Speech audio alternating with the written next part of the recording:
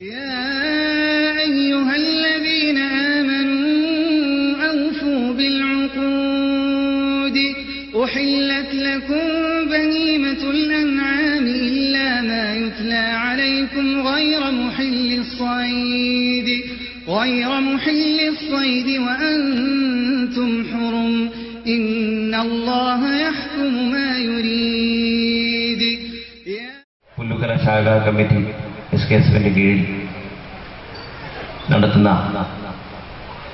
ഖുർആൻ ആത്മനിർവൃതിയുടെ സാഫല്യം എന്ന പ്രമേയം ഉയർത്തിപ്പിടിച്ചുകൊണ്ട് നടത്തുന്ന പ്രഭാഷണ പരമ്പരയുടെ ഒരു 3-ാം ദിനത്തിലാണ് നമ്മുടെ സംഗമോത്സവാലിഹായ സൽഗമായ അള്ളാഹുവിനെ സ്വീകരിച്ചതുമായ പ്രതിഫലം അള്ളാഹുവിന്റെ തിരുവട്ടം പ്രദാനം ചെയ്യുമാറാവട്ടെ.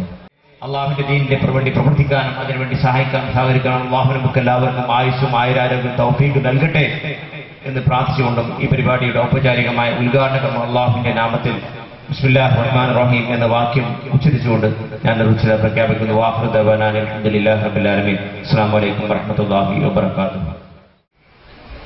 അൽഹംദുലില്ലാഹി നഹ്മദുഹു വനസ്തഈനുഹു വനുഅ്മിനു ബിഹി വനതവക്കലു അലൈഹി വനഊദു ബില്ലാഹി മിൻ ശുറൂരി അൻഫുസിനാ വമിൻ സയ്യിആതി അഅ്മാലിനാ. من يهده الله فلا مضل له ومن يضلله فلا هادي له. نشهد أن لا إله إلا الله ونشهد أن سيدنا وشفيعنا ونبينا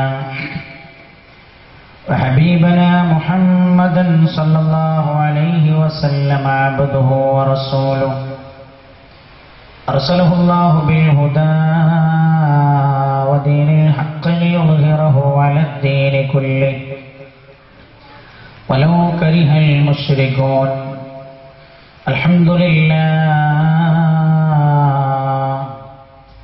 الحمد لله الذي خلق السماوات والأرض وما بينهما في 6 أيام ثم استوى على العرش. الصلاة والسلام على من لا نبي بعده الذي أنزل عليه الفرقان العظيم لهداية الأنام من الضلال إلى الهدى وعلى آله وأصحابه الذين اتبعوه في كل وقت وحين والذين اتبعوهم بإحسان إلى يوم الدين. أما بعد رب اشرح لي صدري ويسر لي أمري واحلل عقدة من لساني يفقه قولي. اللهم إن نريد إلا الإصلاح ما استطعت وما توفيقي إلا بالله عليه توكلت وإليه أنيب. بسم الله العظيم القدرة والشان شديد البطش والبرهان حافظ الدين والقرآن.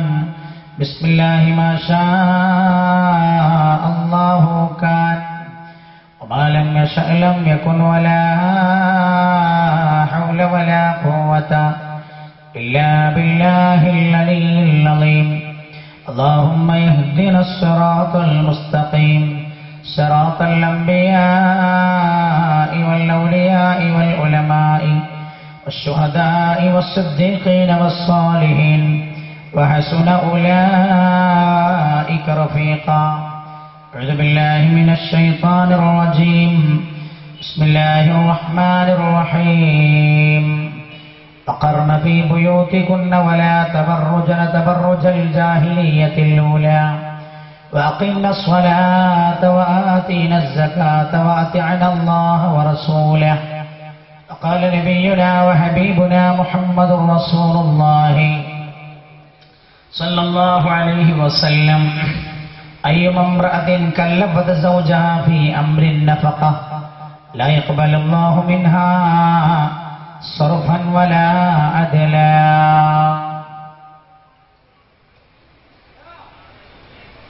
تفكرت في حشري ويوم قيامتي وإصباح خدي في المقابر ثاوية وحيدا فريدا بعد عز ومنعتي رهينا بجرمي والتراب أساديا تفكرت في طول الحساب وعرضه وذل مقامي هنا أعطى حسابيا ولكن رجائي فيك ربي وخالقي بأنك تعفو يا إلهي خطائيا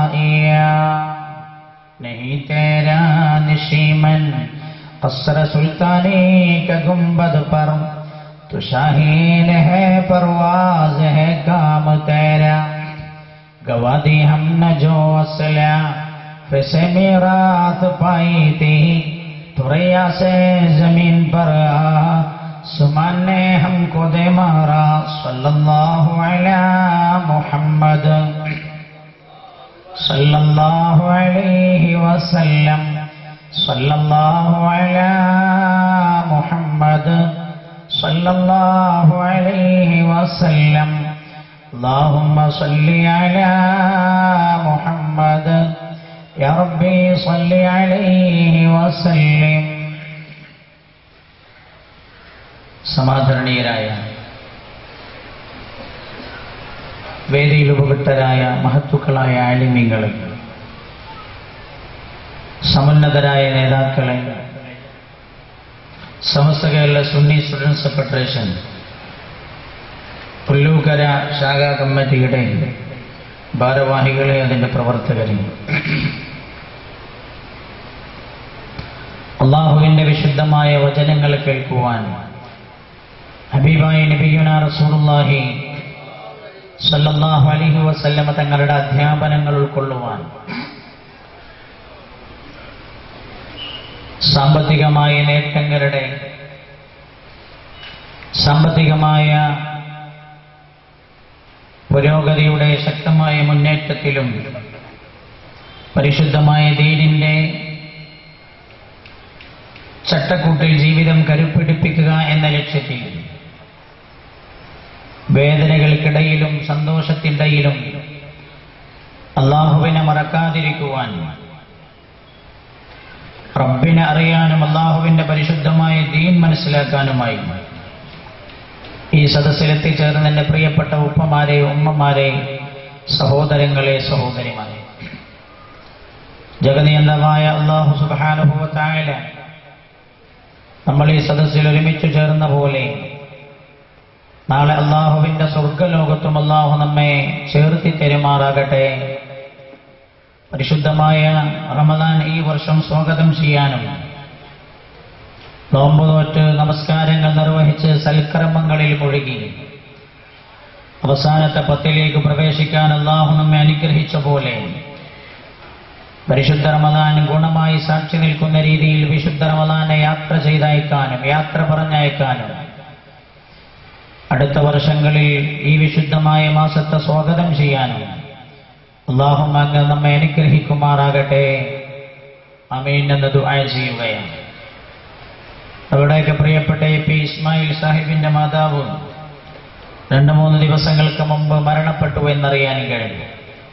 അല്ലാഹു ആ മഹദിയുടെ ഖബറിടം വെളിച്ചമാക്കി കൊടുക്കുമാറാകട്ടെ. ഖബറിടം അല്ലാഹു വിശാലമാക്കി കൊടുക്കുമാറാകട്ടെ. ആമീൻ എന്ന് ദുആ ചെയ്ത് സമയം അല്പം താമസിച്ചു പോയതുകൊണ്ട് തന്നെ നേരെ വിഷയത്തിലേക്ക് കിടക്കുകയാണ്. ഇന്ന് നമുക്കിവിടെ നൽകപ്പെട്ടിരിക്കുന്ന വിഷയം വേദനിക്കുന്ന പ്രവാസിയും വിലസുന്ന നാരിയും എന്നതാണ്. വേദനിക്കുന്ന പ്രവാസിയും വിലസുന്ന നാരിയും എന്നതാണ്. ഈ വിഷയം ചർച്ച ചെയ്യുമ്പോൾ സഹോദരിമാരോട് ഞാൻ ഓർമ്മപ്പെടുത്തുന്നു, എല്ലാവരെയും ഉദ്ദേശിച്ചല്ല നമ്മൾ ഈ വിഷയം സംസാരിക്കുന്നത്. അല്ലാഹുവിന്റെ പരിശുദ്ധമായ ദീൻ നമ്മെ പഠിപ്പിച്ച അധ്യാപനങ്ങൾ എന്ത് എന്നാണ് നമ്മൾ ഈ വിഷയത്തിൽ ചർച്ച ചെയ്യുന്നത്. വിഷയം കേട്ടാൽ ഒരു പക്ഷേ മാത്രമല്ല ഈ നാട്ടുകാർക്ക് തന്ന വിഷയം, സഫീർ മൻ തന്ന വിഷയം, ഞാൻ സെലക്ട് ചെയ്ത വിഷയവുമല്ല. സഫീർ മൻ തന്ന വിഷയമാണെങ്കിലും കാലികമായി ഏറെ പ്രസക്തമാണ് ഈ വിഷയം എന്നാണ് എനിക്ക് തോന്നുന്നത്. വേദനിക്കുന്ന പ്രവാസിയും വിലസുന്ന നാരിയും. പ്രവാസിക്ക് വേദനിക്കേണ്ടി വന്നത് എപ്പോഴാണ്? വേദനിക്കുന്നവരാരാണ്? വേദനിക്കാനുള്ള കാരണങ്ങൾ എന്താണ് എന്നൊക്കെ ഈ വിഷയത്തിൽ നമ്മൾ ചർച്ച ചെയ്യേണ്ടതാണ്. നമ്മൾ ഈ വിഷയത്തിലൂടെ ആഗ്രഹിക്കുന്നത് അള്ളാഹുവിന്റെ അനുഗ്രഹം നമുക്ക് വരുമ്പോൾ നമ്മളേറെ നന്ദിയുള്ളവരായി മാറേണ്ടവരാണ്. നന്ദിക്ക് പകരം നന്ദിയാണോ നന്ദികേടാണോ നമ്മിൽ നിന്നുണ്ടായത് എന്ന ഗൗരവമായൊരു വിഷയമാണ് ഇതിനകത്ത് അന്തർലീയമായി കിടക്കുന്നത്. കഴിഞ്ഞ വർഷം വരെ മഴയില്ലാത്തതിന്റെ പരാതിയായിരുന്നു നമുക്ക്. ശക്തമായ ചൂടിലും മഴയില്ലാതെ പ്രയാസപ്പെട്ടപ്പോൾ മഴയ്ക്കു വേണ്ടി വേഴാമ്പലിനെ പോലെ നമ്മൾ കാത്തിരുന്നൊരു സമയമുണ്ടായി. കഴിഞ്ഞ വർഷം മഴ നന്നേ കുറഞ്ഞുപോയി. ഈ വർഷമാണെങ്കിലും മഴയുടെ ആധിക്യം കൊണ്ട് പ്രയാസപ്പെടുകയാണ്. എല്ലാവരും പറഞ്ഞു തുടങ്ങി മഴ മതി. കഴിഞ്ഞ വർഷങ്ങളിലുള്ള മഴയുടെ സ്വഭാവവുമല്ല ഈ വർഷം മഴയുടെ സ്വഭാവം. പെട്ടെന്ന് പെയ്യുന്ന ഘോരമായ മഴ. ശ്രദ്ധിക്കണമെന്നാണ് വിശുദ്ധ ഖുർആൻ ആഹ്വാനം ചെയ്യുന്നത്. ഫഫതഹ്നാ അലൈഹിം അബ്വാബസ് സമാഇ ബിമാഇൻ മുൻഹമിർ. മഹാനായ നൂഹ് നബി അലൈഹിസ്സലാത്തു വസ്സലാമിന്റെ ജനതയിലേക്ക് അല്ലാഹു വർഷിപ്പിച്ച മഴയുടെ പ്രത്യേകത ഖുർആൻ പറഞ്ഞത്. നൂഹ് നബി അലൈഹിസ്സലാത്തു വസ്സലാമിന്റെ ജനതയെ മുക്കിക്കൊന്ന മഴയുടെ സ്വഭാവം അല്ലാഹു പറഞ്ഞത് ഫഫതഹ്നാ അലൈഹിം അബ്വാബസ് സമാഇ ബിമാഇൻ മുൻഹമിർ. കുത്തിച്ചൊരിയുന്ന മഴയായിരുന്നു അവരിലേക്ക് പെയ്തിരുന്നത് എന്ന് ഖുർആൻ. 5 ദിവസം മഴ പെയ്തപ്പോൾ ഉത്തരാഖണ്ഡിലെ 60 ഗ്രാമങ്ങൾ ഒലിച്ചുപോയെന്ന് പത്രങ്ങൾ എഴുതിയപ്പോൾ 5ലേറെ 2 മാസം മഴ പെയ്തിട്ടും എന്തേ ഈ നാടിനൊരു തകരാറും സംഭവിക്കാതിരുന്നത്? നമുക്കത് ആലോചിക്കാൻ കഴിയില്ല. 5 ദിവസത്തെയും മഴ. ഫഫതഹ്നാ അലൈഹിം അബ്വാബസ് സമാഇ ബിമാഇൻ മുൻഹമിർ. കുത്തിച്ചൊരിയുന്ന മഴ ഭയപ്പെടണമെന്നാണ് വിശുദ്ധ ഖുർആൻ പറഞ്ഞത്. അല്ലാഹുവിന്റെ ശിക്ഷ ആകാശത്ത് നിന്ന് മേൽഭാഗത്ത് നിന്നും താഴ്ഭാഗത്ത് നിന്നും ചുറ്റുഭാഗത്തു നിന്നും മനുഷ്യനെ പിടികൂടുന്നത് മനുഷ്യൻ നന്ദികേട് കാണിക്കുമ്പോഴാണെന്ന് ഖുർആൻ പറഞ്ഞിട്ടുണ്ട്. നല്ലപോലെ ശ്രദ്ധിക്കണം. മനുഷ്യൻ നന്ദികേട് കാണിക്കുമ്പോഴാണ് അല്ലാഹുവിന്റെ ശിക്ഷ മനുഷ്യന്റെ നേരെ വരിക എന്ന് വിശുദ്ധ ഖുർആൻ പറഞ്ഞിട്ടുണ്ട്. ഈ വർഷം മഴ ധാരാളം ലഭിച്ചല്ലോ എന്ന് കരുതി നമ്മൾ സന്തോഷിക്കുമ്പോഴും ഇതിന്റെ പര്യവസാനം എന്താകുമെന്നറിയാതെ പ്രയാസപ്പെടുകയാണ് നമ്മൾ. അല്ലാഹു റബ്ബുൽ ഇസ്സത്ത് ഗുണപ്രദമായ മഴ നൽകി അല്ലാഹു നമ്മെ അനുഗ്രഹിക്കുമാറാകട്ടെ. ആ ഇടക്ക് മനുഷ്യനെ പേടിപ്പെടുത്തുന്ന രോഗങ്ങൾ, നാളെ ഞാൻ ഏത് രോഗത്തിന്റെ ഗ്രസ്തനാകുമെന്നറിയാതെ ഭയപ്പെടുന്ന മനുഷ്യന്റെ മുമ്പിൽ ഒരു ചോദ്യചിഹ്നം കടന്നു വരുന്നു.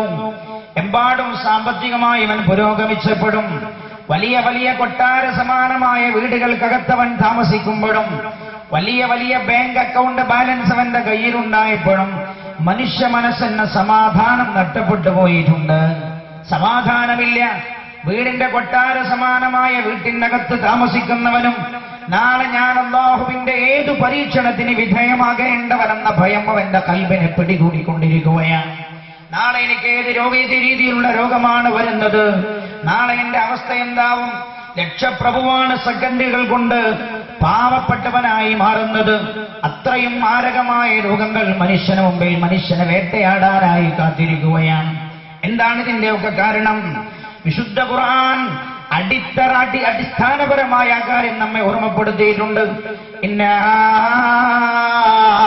ഹദൈനാഹു സബീല ഇമ്മാ ശാകിറൻ വ ഇമ്മാ കഫൂറാ. ഭൂമിയിൽ 2 വഴിയാ ഉള്ളത്. ശരിക്കും ശ്രദ്ധിക്കണം.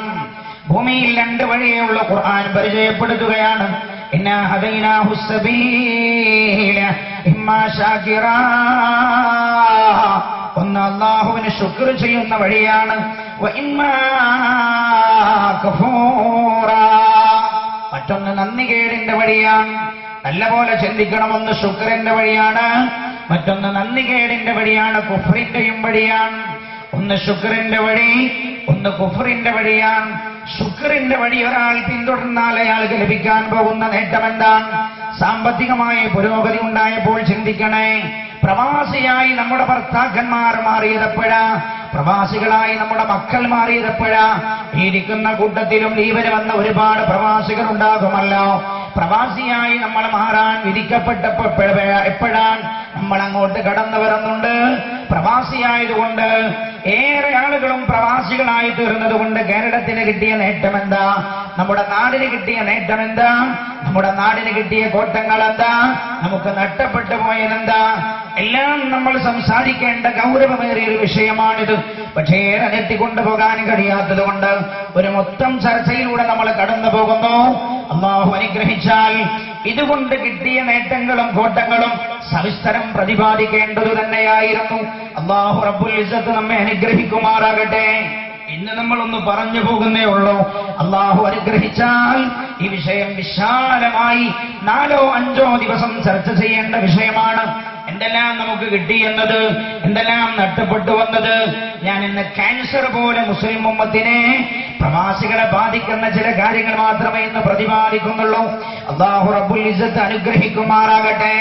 മഹാനായ നബിയുനാ മുഹമ്മദ് മുസ്തഫ സല്ലല്ലാഹു അലൈഹി വസല്ലമ തങ്ങൾ അല്ലാഹു പഠിപ്പിക്കുകയാണ്, ശുക്രിന്റെ വഴി ഒരാൾ തെരഞ്ഞെടുത്താൽ അല്ലാഹുവിന്റെ അനുഗ്രഹം വരുമ്പോൾ ആ അനുഗ്രഹത്തെ അനുസരിച്ച് ശുക്രിന്റെ വഴി ഒരാൾ തെരഞ്ഞെടുത്താൽ വലോ അന്നഅഹ്ലൽ ഖുറാ ആമനൂ വത്തഖൂ ലഫതഹ്നാ അലൈഹിം ബറകാതിൻ മിനസ് സമാഇ വൽ അർദ്. നല്ലപോലെ കേൾക്കണം എന്റെ സഹോദര. വിശുദ്ധ ഖുർആന്റെ ആയത്താണ്. വലോ അന്നഅഹ്ലൽ ഖുറാ ആമനൂ. അല്ലാഹുവിന്റെ അനുഗ്രഹം കിട്ടിയപ്പോൾ ഒരു ജനത അതിശക്തമായി ഈമാൻ കൊള്ളുകയും വിശ്വസിക്കുകയും വത്തഖൂ, അവർ അല്ലാഹുവിനെ തഖ്വ ചെയ്ത് ജീവിക്കുകയും ചെയ്യുകയായിരുന്നെങ്കിൽ, അല്ലാഹുവിന്റെ അനുഗ്രഹങ്ങൾ കൊണ്ട് തഖ്വ ചെയ്യുകയായിരുന്നെങ്കിൽ, വലോ അന്നഅഹ്ലൽ ഖുറാ ആമനൂ വത്തഖൂ ലഫതഹ്നാ അലൈഹിം ബറകാതിൻ മിനസ് സമാഇ വൽ അർദ്. കേൾക്കണേ, വിശുദ്ധ ഖുർആന ആകാശങ്ങളിൽ നിന്നും ഭൂമിയിൽ നിന്നും നാം അവർക്ക് ബർക്കത്തിറക്കി കൊടുക്കുമായിരുന്നു. നല്ലപോലെ ശ്രദ്ധിക്കണം. പ്രവാസ ലോകത്തേക്ക് കടന്നുപോയി നമ്മുടെ നാട്ടിലേക്ക് വന്ന സ്വത്ത് കൊണ്ട് അല്ലാഹുവിന് ശുക്റായിരുന്നു നമ്മൾ ചെയ്തിരുന്നതെങ്കിൽ ആകാശത്ത് നിന്ന് ബർക്കത്തെ ഇറങ്ങുമായിരുന്നല്ലോ. ഭൂമിയിൽ നിന്നും നിങ്ങൾക്ക് അല്ലാഹു ബർക്കത്ത് നൽകുമായിരുന്നു. ഒരിക്കലും നിങ്ങളുടെ മേൽ ശിക്ഷ വന്ന് ഭവിക്കുമായിരുന്നില്ല. 15 കൊല്ലവും അധ്വാനിച്ചുണ്ടാക്കിയ സ്വത്ത് ഉമ്മക്കൊരു ക്യാൻസർ വന്നപ്പോൾ ചെലവഴിച്ചു തീർന്നുപോയി. 15 കൊല്ലം അവൻ അധ്വാനിച്ച സ്വത്ത് കേവലം 1 കൊല്ലം കൊണ്ടവൻ തീർന്നുപോയി. പിന്നെ അവന് ഫഖീറായി മാറുകയാണ്. മാത്രമല്ല, ഇതുകൊണ്ട് അവന്റെ ജീവിതം കരുപ്പിരിപ്പിക്കാൻ എന്ന് കരുതി അവൻ വാങ്ങിക്കൂട്ടി വെച്ച് തോട്ടങ്ങൾ മുഴുവൻ, ആ തോട്ടങ്ങളിൽ നിന്ന് അവന് ലഭിക്കുന്ന ഫലങ്ങളോ കായ്കനികളോ അവന്റെ ജീവിതത്തിന് ഉപകാരപ്പെടുന്ന രീതിയിലായി തീർന്നില്ല. എന്തിനേറെ എന്റെ പ്രിയമുള്ള സഹോദര, സൗദിയുടെ വാതായനങ്ങൾ കൊട്ടിയടക്കപ്പെടാൻ പോകുന്നുവെന്ന് ഉമ്മമാരെ കേൾക്കണേ. ഭർത്താക്കന്മാർ കഷ്ടപ്പെട്ട് പണം നാട്ടിലേക്ക് അയച്ചു തന്നപ്പോൾ ആ പണം കൊണ്ട് അല്ലാഹുവിന് ശുക്ർ ചെയ്യേണ്ടതിന് പകരം നാട് നീളെ തണ്ടി, അങ്ങാടികൾ മുഴുവൻ തണ്ടി, അല്ലാഹു ഇഷ്ടപ്പെടാത്ത വേഷവിധാനങ്ങളും സംസ്കാരങ്ങളും റബ്ബിനിഷ്ടപ്പെടാത്തതും നമ്മൾ ചെയ്തപ്പോഴാ സൗദിയുടെ വാതായനങ്ങൾ കൊട്ടിയടക്കപ്പെടാൻ പോകുന്നുവെന്ന വാർത്തയില്ലേ 2-3 മാസമായി നമ്മൾ കേട്ടത്. അബ്ദുള്ള രാജാവ് 3-4 മാസത്തേക്ക് കൂടെ നീട്ടിക്കൊടുത്തു എന്ന് കേട്ടപ്പോൾ വലിയ ആശ്വാസമായി. എന്റെ പെങ്ങളെ, നമ്മൾ നശിപ്പിച്ചു കളഞ്ഞ സ്വത്തിനു പകരം നമ്മൾ വിലപിക്കേണ്ട ദിനങ്ങൾ നമ്മിലേക്ക് കടന്നു വരുമോ എന്ന് സംശയിക്കേണ്ട കാലമാണ്. റബ്ബ് സുബ്ഹാനഹു വ തആല നമ്മുടെ മുമ്പിൽ അല്ലാഹു തുറന്നു തന്ന കവാടങ്ങളൊന്നും റബ്ബ് നമ്മുടെ മുമ്പിൽ അടച്ചു കളയാതിരിക്കട്ടെ എന്ന് ദുആ ചെയ്യാനില്ലാതെ വേറെ നിർവാഹമില്ല. വളരെ ഗൗരവപൂർവ്വം ആലോചിക്കേണ്ടതാ. അപ്പോഴേക്കാ കുവൈത്തുകാർ പ്രഖ്യാപിച്ചത് ഞങ്ങളുടെ നാട്ടുകാർ മതിവിടെ, എങ്ങനെ പ്രവാസികളെ നാട്ടിലേക്ക് അവരുടെ നാട്ടിലേക്ക് തിരിച്ചയക്കാം. സൗദി അതാണ് ആലോചിച്ചുകൊണ്ടിരിക്കുന്നത്. അബ്ദുള്ള രാജാവ് പറഞ്ഞ വർത്തമാനം എന്താണെന്നറിയാമോ? ഞാൻ നിങ്ങളോട് പോകണമെന്ന് പറയാതെ നിങ്ങൾ താനെ സൗദിയിൽ നിന്ന് പോയിക്കൊള്ളും. നല്ലപോലെ ശ്രദ്ധിക്കണം. ഞാൻ നിങ്ങളോട് പോയിക്കോളും എന്ന് പറയാതെ നിങ്ങൾ താനെ നിങ്ങളുടെ നാട്ടിലേക്ക് തിരിച്ചു പോകും. അത്ര വലിയ നിയമക്കുരുക്കുകളാ സൗദിയിൽ വരാൻ പോകുന്നത്. സൗദി അത് പിന്തുടർന്നാൽ കുവൈത്ത് അനുകരിക്കാനിരിക്കുകയാണ്, മറ്റു ഗൾഫ് രാജ്യങ്ങൾ അനുകരിക്കാനിരിക്കുകയാണ്. പ്രവാസി മലയാളികൾ, എന്റെ പ്രിയപ്പെട്ട എന്റെ പ്രിയപ്പെട്ട ഉമ്മ, എന്റെ പ്രിയപ്പെട്ട സഹോദരി, നിങ്ങളുടെ മക്കൾ പ്രവാസിയായവർ അവിടെയുള്ള കാതിലവരെയുള്ള വാതായനങ്ങൾ കൊട്ടിയടക്കപ്പെട്ട് നാട്ടിലേക്ക് തിരിച്ചു വന്നാൽ, പ്രിയപ്പെട്ട ഭർത്താവ് തിരിച്ചു വന്നാൽ നമ്മുടെ അവസ്ഥ എന്താണെന്ന് നമ്മൾ ആലോചിക്കണം. ഇതിന്റെ കാരണം എന്താണ്? വിശുദ്ധ ഖുർആൻ വളരെ വ്യക്തമായി പറയുകയാണ്. അല്ലാഹു റബ്ബുൽ ഇസ്സത്ത് വളരെ വ്യക്തമായി പറയുന്നുണ്ട്. കഴിഞ്ഞ ജനതയ്ക്ക് വന്ന നാശങ്ങളെ കുറിച്ച് പറഞ്ഞെടുത്ത് മുഴുവൻ അവരെല്ലാം അല്ലാഹുവിനെ നന്ദികേട് കാണിച്ചവരായിരുന്നു. നന്ദികേടിന്റെ ഫലമായിരുന്നവർക്ക് ശിക്ഷ വന്നത്. പ്രവാസി വേദനിക്കുകയാണ്. ഇതെല്ലാം വേദനകളാണ്. ഒരു പ്രവാസിയെ സംബന്ധിച്ചിടത്തോളം എന്തെല്ലാം വേദനകളാണ്. ഇതൊന്നും മനസ്സിലാക്കാത്ത ഒരു ജനത, ഇതൊന്നും മനസ്സിലാക്കാത്ത ഒരു കുടുംബം നാട്ടിൽ ജീവിച്ചുകൊണ്ടേയിരിക്കുന്നു എന്നത് വേദനാജനകമാണ്. വളരെ വേദനാജനകമാണ്. ഞാൻ കണ്ടിട്ടുണ്ട്. നിങ്ങളുടെ വീട്ടിലേക്ക് സമയമില്ലാത്തത് കൊണ്ടാണ് വേഗം കടന്നു പോകുന്നത്. നമ്മുടെ വീട്ടിലേക്ക് വരുന്ന ഒരു ഉറുപ്പികയുടെ കട്ടപ്പാടറിയണോ? ഗൾഫ് രാജ്യത്ത് ജോലി ചെയ്യുന്നവരുടെ അവസ്ഥ അറിയണം.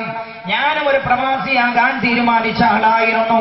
പഠനം കഴിഞ്ഞ പാടെ ഒരു പ്രവാസിയാകാൻ തീരുമാനിച്ച ആളായിരുന്നു ഞാൻ. പക്ഷേ പ്രവാസിയാകണ്ട ഇന്ന് ഞാൻ തീരുമാനിച്ചത് ഞാൻ ഇപ്പോഴും ഓർക്കുന്നു. ഷാർജയിൽ ചെന്ന സമയമാണ്. ഷാർജയിൽ ചെന്നപ്പോൾ ഞാൻ അവിടെ എന്റെ നാട്ടിലുള്ളൊരു സ്ഥാപനമുണ്ട്, പണക്കാട് സയ്യിദ്. ഇപ്പോൾ ഇവിടെ വന്നുപോയില്ലേ സയ്യിദ് റഷീദ് അലി ശിഹാബ് തങ്ങൾ. അവരുടെ തൊട്ടടുത്തവരുടെ അനുജനുണ്ട് സയ്യിദ് ഹമീദ് അലി ശിഹാബ് തങ്ങൾ. ഇവരുടെ പിതാവായിരുന്നു ആ സ്ഥാപനത്തിന്റെ പ്രസിഡന്റായിരുന്നത് സയ്യിദ് ഉമർ അലി ശിഹാബ് തങ്ങൾ. അല്ലാഹു മഹാനവരുടെ ഖബറിടം അല്ലാഹു വെളിച്ചമാക്കി കൊടുക്കുമാറാകട്ടെ. മഹാനവരുടെ വഫാത്തായതിന് ശേഷം മഹാനവരുടെ രണ്ടാമത്തെ മകനായ സയ്യിദ് ഹമീദ് അലി ശിഹാബ് തങ്ങളാണ് അതിന്റെ പ്രസിഡന്റ്.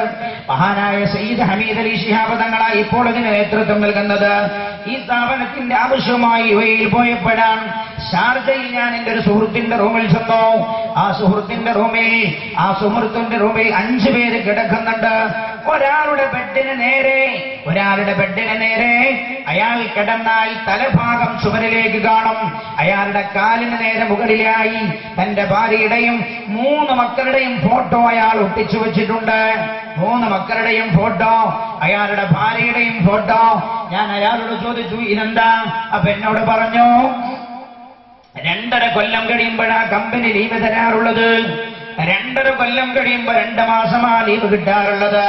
അപ്പൊ എന്റെ ഭാര്യയെ കണ്ടെനിക്ക് പൂതി തീർന്നില്ല, എന്റെ മക്കളെ കണ്ടെനിക്ക് ആഗ്രഹം തീർന്നില്ല. അപ്പൊ ഞാൻ എല്ലാ ദിവസവും ഈ ഫോട്ടോ രാത്രി പണി ജോലി കഴിഞ്ഞ് വന്ന് കിടക്കാൻ സമയം എന്റെ ഭാര്യയെ നേരെ എനിക്ക് കാണാനും കഴിയില്ലല്ലോ. ഞാൻ എന്റെ ഭാര്യയെ കണ്ട് എന്റെ മക്കളുടെ മുഖത്തേക്ക് അങ്ങനെ നോക്കിക്കിടക്കും. അങ്ങനെ ഞാൻ അങ്ങ് ഉറങ്ങിപ്പോകാറാണ് പതിവ്. നിങ്ങൾ ആലോചിക്കണേ, ഇത് പറയുമ്പോൾ അയാളുടെ 2 കണ്ണിലും വെള്ളം നിറയുന്നുണ്ടായിരുന്നു. എന്റെ പ്രിയപ്പെട്ട പെങ്ങളെ ചിന്തിക്കണേ. ഇത് കണ്ടപ്പോഴാണ് ഒരു പ്രവാസിയാകണ്ട എന്ന് ഞാൻ തീരുമാനിച്ചത്. എന്റെ ജീവിതത്തിൽ വലിയ മാറ്റമുണ്ടാക്കിയ 10, 20, 14, 10, 13 കൊല്ലങ്ങൾക്ക് മുമ്പ് എന്റെ ജീവിതത്തിലുണ്ടാക്കിയ അനുഭവം ഞാൻ ഓർത്തുപോവുകയാണ്. പ്രവാസിയാകണ്ട, ഉണ്ണാനൊരൽപ്പം ഭക്ഷണം കിട്ടിയാൽ നാട്ടിൽ തന്നെ ജീവിക്കാമെന്ന് കരുതിപ്പോയത് എന്ന് തീരുമാനമെടുത്തതും ഒരു പള്ളിയിലെ ഇമാമായാൽ മതിയെന്ന്, ചെറിയ ശമ്പളമായാലും അത് മതിയെന്ന് തീരുമാനിച്ചതും ഈ ഒരു രംഗം കണ്ടപ്പോഴാണ്. ഇത് ഒരാളുടേത്. അങ്ങനെ എത്ര ആളുകൾ ചുമരിൽ ഫോട്ടോ വെക്കാൻ പറ്റില്ലെന്നറിഞ്ഞിട്ട് തന്റെ തൊട്ടടുത്ത് ആകെ ഒരു പ്രവാസിക്കുള്ളതെന്താ? ഉമ്മമാരെ മനസ്സിലാക്കണേ, സഹോദരിമാരെ മനസ്സിലാക്കണേ. ഒരു ബെഡ്, ഒരു കട്ടില ഒരു റൂമിലുണ്ടാവുക. ഈ കട്ടിലിനടിയിലാണ് അയാളുടെ എല്ലാ സാധനങ്ങളും വെക്കാറുള്ളത്. സൗകര്യങ്ങളില്ല. ഞാൻ ഓർക്കുന്നു കുവൈത്തിൽ ഞാൻ പോയ സമയം കണ്ടത്, കുവൈത്തിൽ 3 അട്ടിക്കാണ് ബെഡിട്ടിരിക്കുന്നത്. കട്ടിൽ 3ാമത്തെ കട്ടിലിന്റെ മുകളിലേക്ക് കോണി വെച്ചിട്ടാ കയറുന്നത്. ഞാൻ അവരോട് ചോദിച്ചു, എന്തേ ഇങ്ങനെ കൺജസ്റ്റഡായി കിടക്കുന്നത്? എന്റെ ഇങ്ങനെ കൺജസ്റ്റഡായി കിടക്കുന്നത്? എന്റെ പെങ്ങളെ, നിങ്ങളുടെ പ്രിയപ്പെട്ട ഭർത്താവ് മകൻ ഗൾഫിൽ നിന്ന് അയച്ചു തരുന്ന ഒരുറുപ്പിക നിങ്ങൾ ദൂർത്തടിച്ചു കളഞ്ഞാൽ രാജാതിരാജനായ റബ്ബ് പൊറുക്കില്ല. എന്റെ പ്രിയപ്പെട്ട സഹോദരി, അള്ളാഹു പൊറുക്കില്ല. നിങ്ങൾ ആലോചിക്കണേ. ഞാൻ ചോദിച്ചു, എന്തേ 3 അട്ടിക്ക് കട്ടിലിട്ടിരിക്കുന്നത്, 3ാമത്തെ കട്ടിലിന്റെ മുകളിലേക്ക് കയറുന്നത് കോണി വെച്ചാണ്? കോണി വെച്ച് ഞാൻ അവരോട് ചോദിച്ചപ്പോൾ അവരെന്നോട് പറഞ്ഞു, അതെ, ഈ ഏരിയയിലൊക്കെ താമസത്തിന് ഭയങ്കര റേറ്റാണ്, 20 ദീനാർ കൊടുക്കണം. ഒരു ബെഡ് അട്ടിക്കല്ലാതെയുള്ള ബെഡിൽ കിടക്കണമെങ്കിൽ ഭക്ഷണത്തിനും അതേപോലെ ബെഡിനുമായി 20 ദീനാറാണ് നൽകേണ്ടത്. ഞാൻ പറഞ്ഞു, മുകളിലെ ബെഡിന് 10 ദീനാർ കൊടുത്താൽ മതി, 3ാം നിലയിലെ കട്ടിലാണെങ്കിൽ 10 ദീനാർ കൊടുത്താൽ മതി. എന്നിട്ട് ഇവർ പറഞ്ഞ വാക്ക് എന്റെ മനോമുഖരത്തിൽ ആഞ്ഞു തറച്ച പോലെ. എന്നോട് പറഞ്ഞു, ബാക്കി 10 ദീനാർ ഉണ്ടല്ലോ, ഞങ്ങൾക്ക് കോടതിയിലാ പണി, കോടതിയിലെ ചെറിയ ചെറിയ ജോലിയാണ് ഞങ്ങൾക്കുള്ളത്. 40 ദീനാറാ ശമ്പളം. കേൾക്കണം, 40 ദീനാർ. ഞാൻ ചോദിച്ചു, 40 ദീനാറിന്റെനായി നാട്ടിലേക്ക് പോകുന്നത്?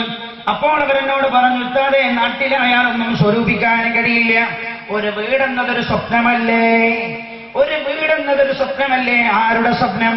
നിങ്ങൾ ആലോചിക്കണേ. 30 കൊല്ലം പ്രവാസിയായി കഴിഞ്ഞ ഒരാൾ, എന്റെ പെങ്ങളെ, ആര് നല്ല വീട്ടിൽ താമസിപ്പിക്കണമെന്നാ അവർ കരുതുന്നത്? അവർക്ക് നല്ല വീട്ടിൽ താമസിക്കണമെന്നല്ല. 30 കൊല്ലം പ്രവാസിയായ ആൾ 25-26 കൊല്ലവും കടന്നത് 3ാമത്തെ കട്ടിലിന് മുകളിലാ. എന്നിട്ടോ 10 ദീനാറും 5 ദീനാറും 10 ദീനാറും 5 ദീനാറും കുടുംബങ്ങളിൽ പലർക്കും പോലും അവർ വിളിക്കാറില്ല. വിളിക്കാൻ വല്ലാത്ത പടമാണ്. ഒന്ന് വിളിച്ച് സുഖമല്ല എന്ന് ചോദിച്ചു വെക്കാറാൻ പല ആളുകൾക്കും കുടുംബങ്ങൾക്ക് വിളിക്കാറില്ല. 2 കൊല്ലം കഴിയുമ്പോൾ നാട്ടിൽ വരുമ്പോ കണ്ടെങ്കിലേ കണ്ടത്, എന്തേ കുടുംബ ബന്ധം പോലും മറന്നുപോയത്? ആലോചിക്കണം. നിന്നെ ഒരു നല്ല വീട്ടിൽ കിടത്തണമെന്ന് കരുതിയാണ് എന്റെ പെങ്ങളെ നിങ്ങൾക്കൊരു നല്ല വീടുണ്ടാക്കണേ. നിങ്ങൾ കിടക്കുന്നത് നാട്ടിലെ എല്ലാ ആളുകളും കിടക്കുന്ന പോലെ, താമസിക്കുന്ന പോലെ ഒരു വീട്ടിലാകണേ. നിങ്ങളുടെ പ്രിയപ്പെട്ട മക്കളുണ്ടല്ലോ, ആ മക്കൾ പഠിക്കുന്നത് നാട്ടിലുള്ള മറ്റുള്ളവരൊക്കെ പഠിക്കുന്ന പോലെ നല്ല വിദ്യാലയത്തിലാകണേ എന്ന് കരുതി ഒരു മനുഷ്യൻ ജീവിതം മുഴുവൻ കഷ്ടപ്പെടുകയാ. കോമണി വെച്ച് 3ാമത്തെ കട്ടിലിന്റെ മുകളിലേക്ക് കയറുമ്പോഴും ഇയാൾ ആലോചിക്കേണ്ടതെന്താ? എന്റെ പ്രിയപ്പെട്ട ഭാര്യയ്ക്ക് സന്തോഷമാകണേ എന്ന്. അങ്ങനെ അയച്ചു തരുന്ന 10ഉം 20ഉം 30ഉം ദീനാറുകൾ ഒരുമിച്ച് വെച്ച് നാട്ടിലേക്ക് അയച്ചു തരുന്ന 5000ഉം 10000ഉം യാതൊരു വിലയുമില്ലാതെ നശിപ്പിച്ചു കളയുന്നത്. യാതൊരു വിലയുമില്ലാതെ. നിങ്ങൾ ആലോചിച്ചിട്ടുണ്ടോ? എന്നോട് എത്ര ആളുകളാ പറഞ്ഞത്, ഉസ്താദേ, എന്റെ കപ്പാസിറ്റി മനസ്സിലാക്കിയിട്ടല്ല എന്റെ ഭാര്യ എന്നോട് സംസാരിക്കുന്നത്. അവൾ പറയുകയാണ്, അനുജത്തിയുടെ വീട് അത്ര ഉഷാറുള്ള വീടാണ്, ഏട്ടത്തിയുടെ ഭർത്താവ് ഇത്ര ഉഷാറുള്ള വീടാണ് എടുത്തു കൊടുത്തത്, അവർക്ക് നല്ല ജോലിയുണ്ട്. ഞാനാണെങ്കിലും ഒരു സാധുവാണ്, ഞാനൊരു സാധുവാണ്. കടയിൽ എന്നിട്ട് വേണം എനിക്ക് എന്റെ ജീവിതത്തിന്റെ 2 അറ്റവും കൂട്ടിമുട്ടിക്കാൻ. ഞാനൊരു കഫ്തീരിയ ജോലിക്കാരനാ. ഇതൊന്നും അറിയാതെയാ എന്റെ ഭാര്യ എന്നോട് സംസാരിക്കുന്നത്. അവരോട് കടപിടിക്കാനായി, അവരുടെ വീടിനോട് വീടെടുക്കാൻ ഞാൻ മത്സരിക്കുകയാണ്. പണം തികയാതെ വന്നതുകൊണ്ട് ബാങ്കിൽ നിന്ന് ലോൺ എടുത്തതാ. 2 കൊല്ലം കഴിഞ്ഞ് വരേണ്ടാൽ 4 കൊല്ലം കഴിഞ്ഞ വരുന്നത്. എന്റെ പ്രിയപ്പെട്ട പെങ്ങളെ, വീടല്ല പെങ്ങളെ ജീവിതം, കൊട്ടാര സമാനമായ വീടല്ല പെങ്ങളെ ജീവിതം. വീടല്ല. ആര് പറഞ്ഞു നിന്നോട് കോൺക്രീറ്റ് കെട്ടിടങ്ങളാണ് നിങ്ങൾക്ക് അഭിമാനം പകരുന്നത് എന്ന്? കോൺക്രീറ്റ് കെട്ടിടങ്ങളല്ല. നിങ്ങൾ ആലോചിക്കണേ, കോൺക്രീറ്റ് കെട്ടിടങ്ങളല്ല. വീടിന്റെ കാർ പോർച്ചിൽ കൊണ്ടുപോയി നിർത്തിയിരിക്കുന്ന കാറിന് എത്ര വിലയുണ്ടെന്ന് നോക്കിയിട്ടല്ല ജീവിതത്തിന്റെ സന്തോഷം. അതല്ല എന്റെ പെങ്ങളെ ജീവിതം. മഹാനായ നബിയുനാ മുഹമ്മദ് മുസ്തഫ സല്ലല്ലാഹു അലൈഹി വസല്ലം തങ്ങൾ 14 നൂറ്റാണ്ട് മുമ്പ് പഠിപ്പിച്ചല്ലോ. വിശുദ്ധ ഖുർആനല്ലേ, വമിൻ ആയാതിഹി, അല്ലാഹുവിന്റെ ദൃഷ്ടാന്തങ്ങളിൽ പെട്ടതാണ്, അൻ ഖലഖ ലകും മിൻ അൻഫുസികും അസ്വാജാ, നിങ്ങളുടെ ശരീരങ്ങളിൽ നിന്ന് നിങ്ങൾക്ക് ഇണകളെ അല്ലാഹു സൃഷ്ടിച്ചു തന്നതെന്തിനാ?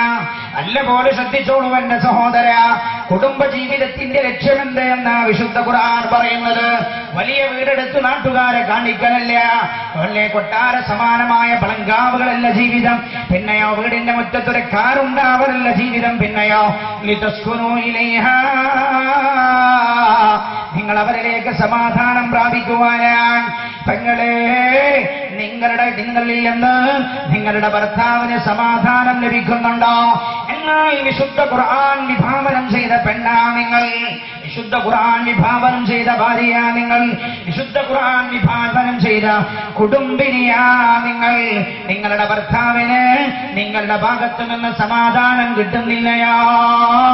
വിശുദ്ധ ഖുർആൻ പഠിപ്പിച്ച കുടുംബിനിയല്ല നിങ്ങൾ, കുടുംബിനിയല്ല നിങ്ങൾ, കുടുംബിനിയല്ല നിങ്ങൾ.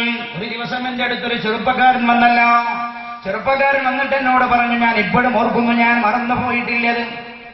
എന്നോട് പറഞ്ഞു, ഉസ്താദേ, നാട്ടിലാണ് എനിക്ക് ജോലി, എനിക്ക് ആ തറവാട് എഴുതി കിട്ടിയത്. പഴയകാലത്തെ ഗംഭീരമായ തറവാടാണ്, നല്ല ഓടിട്ട വലിയ തറവാട്. എന്നോട് പറഞ്ഞു, 600 റുപ്യക്ക് ഞാൻ ജോലി ചെയ്യുന്നുണ്ട്, 600 റുപ്യക്ക് ഞാൻ ജോലി ചെയ്യുന്നുണ്ട്.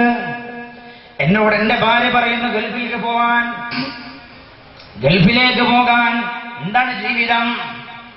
എന്താണ് എന്റെ പ്രിയമുള്ള സഹോദരി ജീവിതം? എന്നോട് പറയാൻ, നിങ്ങൾ ഗൾഫിൽ പോയിക്കോളും. ഞാൻ ചോദിച്ചോളൂ, ഞാൻ 600 റുപ്യക്ക് ജോലി ചെയ്യുന്നില്ലേ?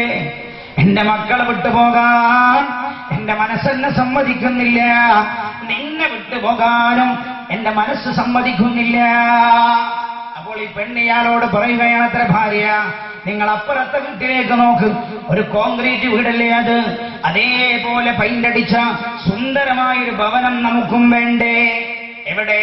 വലിയ പഴയകാലത്തെ വലിയ തറവാട്ട് ഇയാൾക്കാണ് കുടുംബസ്വത്തായി കിട്ടിയത്. ആ വീട്ടിനകത്തിരുന്നിട്ട് പെണ്ണ് പറയുകയാണ്, നിങ്ങൾ നോക്കൊരു പുരുഷന്റെ മേൽ വീണ്ടും വീണ്ടും ഭാരമടിച്ചേൽപ്പിക്കുകയാണ്. എന്റെ പ്രിയപ്പെട്ട പെങ്ങളെ, ഞാൻ പറഞ്ഞു തരുന്നുണ്ട് നിങ്ങൾക്ക്, അല്ലാഹു മാതൃകയാക്കാൻ പറഞ്ഞ കുടുംബത്തിന്റെ സ്വഭാവം എന്തായിരുന്നുവെന്ന് കേൾക്കണേ. നിങ്ങൾ ഈ പെണ്ണ് പറയുകയാണത്രേ, നോക്കൂ, അവരുടെ കാർ പോർച്ചിലേക്ക് ഒരു കാർ കണ്ടില്ലേ അവിടെ? നമുക്കും വേണ്ടേ ഒരു കാർ, അതുകൊണ്ട് നിങ്ങൾ ഗൾഫിലേക്ക് പോകണേ എന്ന് ഇയാൾ എന്നോട് പറയുകയാണ്. ഉസ്താദേ, നിങ്ങൾ ദുആ ചെയ്യണേ, എന്റെ ഭാര്യയെ വിട്ടുപോകാൻ എന്റെ മനസ്സെന്നെ സമ്മതിക്കുന്നില്ല, എന്റെ മക്കളെ വിട്ടുപോകാൻ എന്റെ മനസ്സെന്നെ സമ്മതിക്കുന്നില്ല. അവളാണെങ്കിലോ നിരന്തരം ഇത് പറയുകയും ഇതിന്റെ പേരിൽ ഇടക്കിടക്ക് പിടങ്ങുകയും ചെയ്യുന്നു. ആലോചിക്കണേ, സമൂഹത്തിന്റെ ധാരണ എവിടെ എത്തി? അല്ലാഹു റബ്ബുൽ ഇസ്സത്ത് മഹാനായ നബിയുനാ മുഹമ്മദ് മുസ്തഫ സല്ലല്ലാഹു അലൈഹി വസല്ലം തങ്ങളുടെ പഠിപ്പിക്കുകയാണ്, ഒരു കുടുംബിനിയാണോ, ഭാര്യയാണോ, പെണ്ണാണോ ഭർത്താവിന് സമാധാനമാ കൊടുക്കേണ്ടത്? കേട്ടോളോ, പുണ്യനബിയുടെ ഒരു വാക്ക് സല്ലല്ലാഹു അലൈഹി വസല്ലം, അയ്യമംബ്രാ, ഏതൊരു പെണ്ണാണോ കല്ലബത് സൗജഹാ,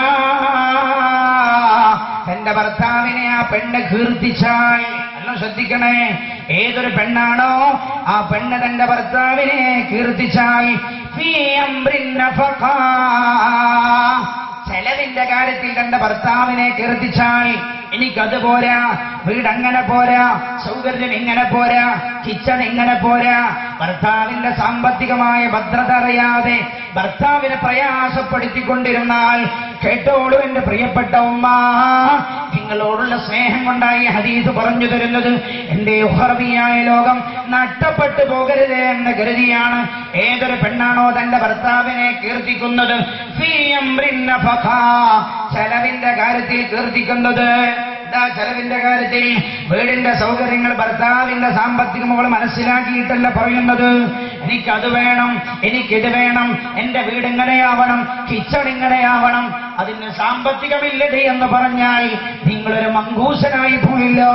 എന്റെ വാപ്പ പിടിച്ചു കൊടുക്കാൻ കണ്ട ഒരാൾ ഭർത്താവിന്റെ നെഞ്ചു കുത്തി വേദനിപ്പിക്കുന്ന ആളുകൾ, കേട്ടോളൂ, ലാ യഖ്ബലുല്ലാഹു മിൻഹാ സർഫൻ വലാ അദലാ,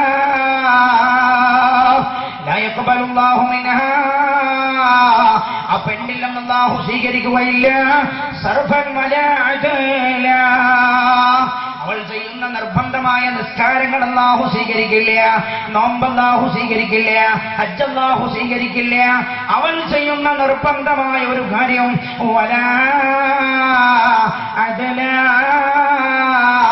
ഐ ഫർളൻ വലാ സുന്നഫ്ലാ, നിർബന്ധമോ സുന്നത്തുമായി അവൾ ചെയ്യുന്ന ഒരു കാര്യവും അല്ലാഹു സ്വീകരിക്കുകയില്ലെന്ന് ഹബീബായ നബിയുനാ മുഹമ്മദ് മുസ്തഫ സല്ലല്ലാഹു അലൈഹി വസല്ലം. ഗൾഫിൽ നിന്ന് പണം ഇങ്ങനെ വരാൻ ഓരോ മാസം വിളിച്ചു പറയാം, 5000 അയച്ചത് മതിയായിട്ടില്ല, 4000 കടമാണ്. ഇവെങ്ങനെയാ അത് കൊടുത്തേക്കുന്നതെന്നറിയോ? നമ്മളെ കൂടെ ഹജ്ജിന് വന്ന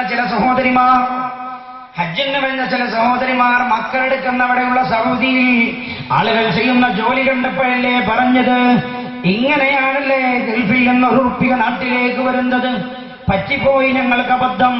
മക്കളോടിന് ദേഷ്യം പിടിക്കില്ലേ? ഭർത്താക്കന്മാരോടിന് ദേഷ്യം പിടിക്കില്ലേ? നിങ്ങൾ ആലോചിക്ക്, കഫ്തീരിയയിലെ ജോലിയാണോ നിങ്ങളുടെ ഭർത്താവിന്? ചോദിക്കണം എന്താ ജോലിയെന്ന്. 18 മണിക്കൂറാ ജോലി. ഞാൻ സൗദിയിൽ പോയ സമയം ജിസാൻ എന്ന് പറയുന്ന സ്ഥലത്ത് ഞാൻ ചെന്നു. ഞാൻ കണ്ട എന്റെ ഒരു സുഹൃത്താണ്, എന്റെ നാട്ടുകാരനാണ്. കാണുന്ന സമയത്ത് ഗൾഫിലേക്ക് പോകുമ്പോൾ നല്ല ആരോഗ്യവാനാണ്. കണ്ടപ്പോൾ തടിയൊക്കെ ക്ഷീണിച്ച് കണ്ണൊക്കെ കുഴിയിലേക്ക് ഇറങ്ങി, കണ്ണൊക്കെ ചുവന്നിരിക്കുന്നു. കഫ്തീരിയിലാ ജോലി. ഞാൻ ചോദിച്ചു, എന്റെ തടിയൊക്കെ ക്ഷീണിച്ചു പോയത്? ഗൾഫിൽ വന്ന ആ തടി നന്നാവുകയാണല്ലോ ചെയ്യേണ്ടത്. അപ്പൊ അവൻ എന്നോട് പറഞ്ഞത്, കഫ്തീരിയിലാണല്ലോ ജോലി, 18 മണിക്കൂറാ എന്റെ ജോലി. എല്ലാം ശ്രദ്ധിക്കണം നിങ്ങൾ, 18 മണിക്കൂർ. ഒരു ദിവസം 24 മണിക്കൂറാ. അല്ല പൊറുക്കില്ല എന്റെ പെങ്ങളെ. ഒരു റുപ്പിക നിങ്ങൾ ദൂർത്തടിച്ചാൽ രാജാതിരാജനായ റബ്ബ് പൊറുക്കില്ല. 18 മണിക്കൂർ ജോലി. ഞാൻ ചോദിച്ചവരോടൊന്നും കേട്ടോ, എന്നോട് പറഞ്ഞത് ഉറങ്ങാറുള്ളത് 2-3 മണിക്കൂർ. ഒരു ദിവസം ഉറങ്ങുന്നത് 2-3 മണിക്കൂർ. 18 മണിക്കൂർ ജോലി കഴിഞ്ഞ് ഞാൻ റൂമിലേക്ക് ചെന്നിട്ട് വേണം എന്റെ ഡ്രസ് അലക്കാൻ, എന്നിട്ട് വേണം ഭക്ഷണം പാകം ചെയ്യാൻ. അതൊക്കെ കഴിഞ്ഞൊരു 2-3 മണിക്കൂർ കഴിഞ്ഞ് ഞാനൊന്ന് കിടന്നുറങ്ങും. എന്നിട്ട് 3-2 മണിക്കൂർ അധിക ദിവസവും ഉറങ്ങാറുള്ളത്. അതുകൊണ്ടാ ശരീരം ക്ഷീണിച്ചു പോയത്. എന്നോടൊരു സുഹൃത്ത് പറഞ്ഞ വേദനയാ ഞാൻ നിങ്ങളോട് പറയുന്നത്. എന്നിട്ടോ കിട്ടുന്ന ശമ്പളം ഞാൻ ചോദിച്ചപ്പോൾ 1500 റിയാൽ. 1500 റിയാൽ. പെങ്ങളെ, അങ്ങനെയാണ് 10,000-ഉം 20,000-ഉം. അത് തന്നെ 2 വർഷം കൂടുമ്പോൾ നാട്ടിലേക്ക് വരാൻ ടിക്കറ്റ് സ്വയം എടുക്കണം. ഇഖാമ പുതുക്കാൻ വേറെ പണം വേണം, അറബിക്ക് കൊടുക്കാൻ വേറെ പൈസ വേണം. എന്നിട്ട് സ്വരൂപിക്കുന്ന 10,000 അവൻ നാട്ടിലേക്ക് അയച്ചു തരുന്നത്. ആ 10,000 കിട്ടേണ്ട താമസം അങ്ങാടി തണ്ടുകയാണ്. കഴിഞ്ഞ വർഷം ഒരു കൂട്ടം ഡ്രസ്സ് വാങ്ങിയ ആള് തന്നെയാണ് പിറ്റത്താഴ്ച വീണ്ടും ഡ്രസ്സ് വാങ്ങുന്നത്. കഴിഞ്ഞ മാസം കുടുംബത്തിലൊരു മംഗലത്തിന് വേണ്ടി, കുപ്പായോക്കും മംഗലത്തിന് വേണ്ടി ഡ്രസ്സ് വാങ്ങിച്ച, ചുരിദാർ വാങ്ങിച്ച പെങ്ങളെ, നിങ്ങൾ തന്നെയല്ലേ തൊട്ടടുത്ത മാസമുള്ള മംഗലത്തിന് വേറെ ചുരിദാർ വാങ്ങിയത്? എന്തേ പറഞ്ഞത്? കഴിഞ്ഞ മാസം ഇട്ട ചുരിദാർ ഇട്ട് പോയാൽ അവിടെ പെണ്ണുങ്ങളുണ്ടാകും, കുടുംബത്തിലെ ആളുകൾ. അവർ പറയുമേ, ഇത് നീ കഴിഞ്ഞ മാസം മംഗലത്തിനിട്ട ചുരിദാർ തന്നെയല്ലേ? ഇന്നമൽ ഹയാത്തുദ് ദുനിയാ ലൈബുൻ വലഹുൻ വസീന വതഫാഖുർ ബൈനകും വതകാസുറുൻ ഫിൽ അംവാലി വൽ ഔലാദ്. വിശുദ്ധ ഖുർആൻ പറഞ്ഞല്ലോ, മേന്മ നടിക്കാൻ, അഹങ്കരിക്കാൻ, ആളുകൾക്കിടയിൽ ഞാൻ വലിയ ആളാണെന്ന് പറയാൻ. കഴിഞ്ഞ മാസം ഇട്ടത് ഈ മാസം ഇട്ടില്ല, ജീവിതത്തിൽ ഒരിക്കൽ ഇട്ടത് പിന്നെ അവൾ ഇട്ടില്ല. ഇങ്ങനെ അഹങ്കാരം നടിക്കാൻ നീ ചെലവഴിക്കുന്ന പണം നിന്റെ പ്രിയപ്പെട്ട ഭർത്താവിന്റെ, നിന്റെ പ്രിയപ്പെട്ട മക്കളുടെ വിയർപ്പെന്ന് പറഞ്ഞാൽ പറ്റില്ല. ചോരത്തുള്ളികളാണ്. ഭർത്താവ് വന്നാൽ പിന്നെ പിറ്റത്തെ ആഴ്ച ഡ്രസ് എടുക്കാൻ പോക്കായി. എന്തേ? കാണുന്നത് മുഴുവൻ വാരിക്കൂട്ടുന്ന സ്വഭാവം. എല്ലാവരെ പറ്റി എല്ലാവരും പറയുന്നത് നല്ല നല്ല സഹോദരിമാരെമ്പാടുമുണ്ട്, നല്ലവരെമ്പാടുമുണ്ട്, വളരെ സൂക്ഷ്മതയുള്ള ആളുകളെമ്പാടുമുണ്ട്. ശ്രദ്ധിക്കണേ, അല്ലേ? വീട്ടിൽ കൂടുകയാണ്, കുടിയിരിക്കുകയാണ്. നമ്മൾ ചെയ്യേണ്ടത് എന്താ? നമ്മുടെ സൗകര്യം എന്താണെന്ന് നമ്മൾ മനസ്സിലാക്കുക. നമ്മുടെ ഭർത്താവിന്റെ സാമ്പത്തിക അവസ്ഥ എന്താണെന്ന് തിരിയണം. ഒരു പെണ്ണ് ചെയ്യേണ്ടതറിയോ? കാലാകാലം പുതിയാപ്പനോട് ഗൾഫിൽ നിൽക്കാനല്ല പറയേണ്ടത്, ജീവിതമില്ലേ? പ്രായമായി ഷുഗറുണ്ട്, പ്രഷറുണ്ട്, കൊളസ്ട്രോൾ ഉണ്ട്, എല്ലാവിധ രോഗങ്ങളുമുണ്ട്. അവസാനം അയാൾ ജീവിതത്തിൽ റിട്ടയർമെന്റ് എടുക്കാനായി ഗൾഫ് ഉപയോഗിച്ച് ഗൾഫ് ഒഴിവാക്കി നാട്ടിലേക്ക് വന്നിട്ട് എന്ത് ജീവിതം? ഒരു ഭർത്താവിനോട് പറയേണ്ട അത്യാവശ്യം കാര്യം കഴിഞ്ഞാൽ വേഗം തിരിച്ചു വരാൻ, വേഗം തിരിച്ചു വരാൻ. നമ്മളവനെ പണം പിഴിയുന്നൊരു മരമാക്കി മാറ്റിയിട്ട് ജീവിതം നാടുകളിൽ നമ്മൾ ആസ്വദിച്ചാൽ അല്ലാഹുവിന്റെ നരകമാണ് വാസസ്ഥലം. അല്ലാഹുവിന്റെ നരകമാണ് വാസസ്ഥലം. ഞാൻ കണ്ടിട്ടുണ്ട് ഒരു വീട്ടിൽ പോയി എത്ര പാത്രം, 10 ഉണ്ടാകുമ്പോ കറിയെടുക്കാൻ ഒരു പാത്രം, 5 ഉണ്ടാകുമ്പോ കറിയെടുക്കാൻ വേറൊരു പാത്രം, 20 ഉണ്ടാകുമ്പോ കറിയെടുക്കാൻ വേറൊരു പാത്രം, 3 ഉണ്ടാകുമ്പോ കറിയെടുക്കാൻ ഒരു പാത്രം, ഒറ്റയ്ക്ക് താമസിക്കുമ്പോൾ ഒറ്റയ്ക്കാകുമ്പോൾ കറിയെടുക്കാൻ ഒരു പാത്രം. ഞാൻ ചോദിക്കട്ടെ, ഇതിനൊക്കെ കൂടി 2 പാത്രം പോലെ? 5 ആൾക്കുള്ള കറിയെടുക്കാവുന്ന പാത്രത്തിൽ ഒരാൾക്ക് കറിയെടുത്തൂടെ?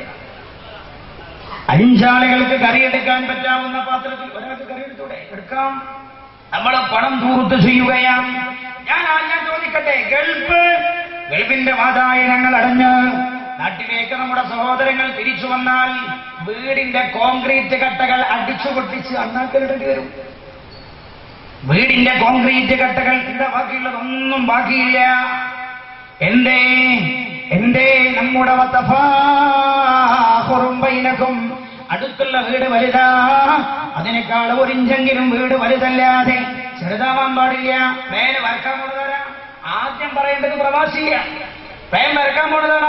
ഓളോട് വിളിച്ചിട്ട് പറയാം, നിന്റെ ഭാവന പറ, എന്നിട്ട് വേണം എന്റെ തീരുമാനമെടുക്കാൻ. കുഴപ്പമൊന്നുമില്ല ഇങ്ങനെ പറഞ്ഞേനെ. ഭാവനകൾ പറഞ്ഞാലും അവളോട് പറഞ്ഞു മനസ്സിലാക്കി കൊടുക്കണം. മശ്വറയ്ക്ക് തെറ്റില്ല, പക്ഷേ തന്റെ സാമ്പത്തിക സൗകര്യം, കാര്യങ്ങളുടെ യാഥാർത്ഥ്യവും പറഞ്ഞു ബോധ്യപ്പെടുത്തണം.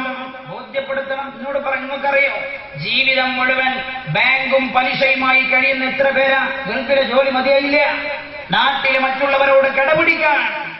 അള്ളാഹുവിന്റെ അടുത്തെന്റെ അവസ്ഥ എന്തെന്ന് ചിന്തിച്ചില്ല. ബാങ്കിൽ നിന്ന് ലോൺ എടുത്തു, ഭാര്യയുടെ സ്വർണം മുഴുവൻ വിറ്റു. ഗൾഫിലെ ജോലി മതിയായില്ല, ബാങ്കിൽ നിന്ന് ലോൺ എടുത്തു, വീടിന്റെ പണി പൂർത്തിയായില്ല. പിന്നെ അസ്വാരസ്യങ്ങളായി, കുടുംബത്തിൽ അസ്വാരസ്യങ്ങളായി, എപ്പോഴും വിളിച്ചാൽ വാക്കുതർക്കങ്ങളായി, 2 പേർക്കും സമാധാനമില്ല. ഞാൻ ചോദിക്കട്ടെ, എന്ത് കുടുംബജീവിതം? കോൺക്രീറ്റ് കെട്ടിടത്തിന്റെ മുകളിലാണ് നമ്മൾ തർക്കം ആരംഭിച്ചത്, വീടിന്റെ സൗകര്യത്തിന്റെ മുകളിലാണ് നമ്മൾ തർക്കം ആരംഭിച്ചത്. ഉമ്മമാരെ, നമ്മൾ ആലോചിക്കണേ, യാഥാർത്ഥ്യത്തിലേക്ക് നമ്മൾ ചിന്തിച്ചു വരണേ. ഇതൊന്നുമല്ല ജീവിതം. ലിതസ്കുനൂ ഇലൈഹാ,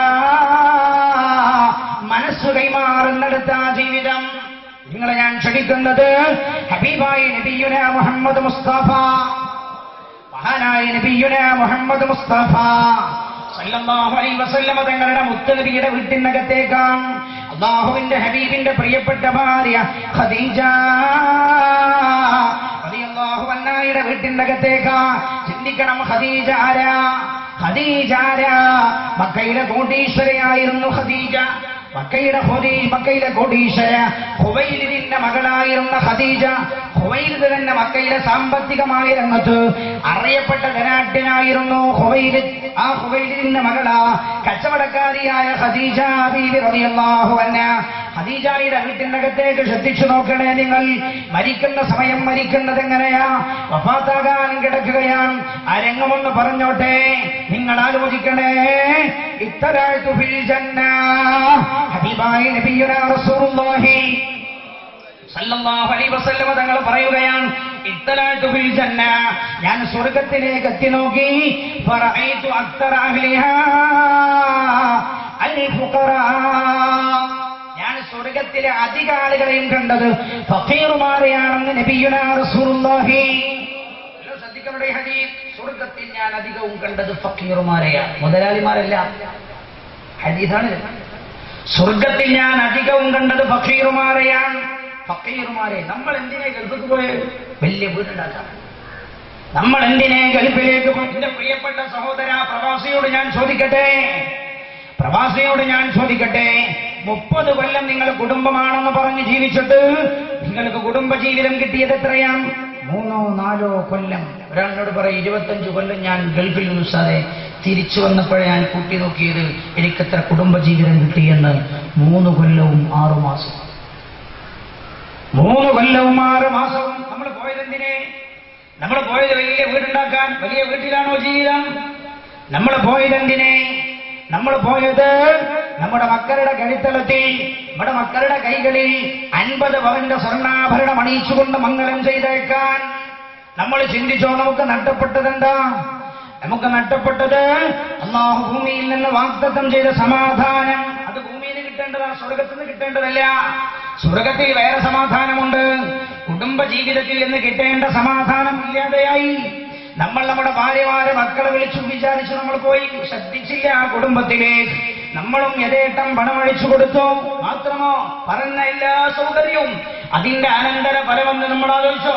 അവള് പറഞ്ഞു എനിക്ക് നല്ല TV വേണം, നമ്മൾ അയച്ചു കൊടുത്തു. TV വെച്ചു.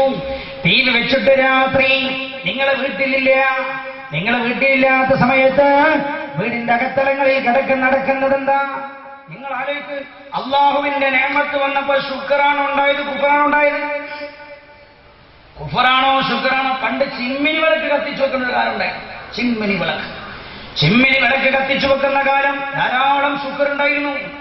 ചിമ്മിനി വിളക്കിന്റെ വെട്ടത്തിരുന്ന് സൂറത്തു യാസീനോതും, വാഖിയ ഓതും, തബാറക ഓതും, റഹ്മാൻ ഓതും, അലിഫ് ലാം മീം സജദ ഓതും, എല്ലാം ഓതിയിരുന്നു. ചിമ്മിനി വിളക്കിന്റെ വെട്ടത്തിരുന്ന് നിങ്ങളെ വല്ല പോലെ ആലോചിക്കണം. നമ്മുടെ വീടുകൾ സുന്ദരം. അന്ന് വീടുകൾ ഓല മേഞ്ഞ വീടായിരുന്നു. തെങ്ങിന്റെ ഓല വീഴുന്നത് കാത്തിരിക്കുമായിരുന്നു വീട് മേയാൻ. ആ വീട് മേഞ്ഞ ഓല കൊണ്ട് മേഞ്ഞ വീട്ടിനകത്തിരുന്ന് ചിമ്മിനി വിളക്ക് കത്തിച്ചു വെച്ച് അല്ലാഹുവിന്റെ വിശുദ്ധമായ ഖുർആൻ പാരായണം ചെയ്യാറുണ്ടായിരുന്നു. ഇന്നോ നിങ്ങൾ ചിന്തിക്കണേ, സാമ്പത്തികമായി നമുക്ക് പുരോഗതി വന്നപ്പോൾ നമ്മൾ ചെയ്തതെന്താ? നല്ല വലിയ സ്ക്രീനിന്റെ ഒരു TV വാങ്ങിച്ചു കൊടുത്തു. വലിയ സ്ക്രീനുള്ളൊരു TV. നിങ്ങൾക്കറിയോ, എന്റെ വീട്ടിൽ ഇതുവരെ ഞാൻ സാധനം വാങ്ങിയിട്ടില്ല.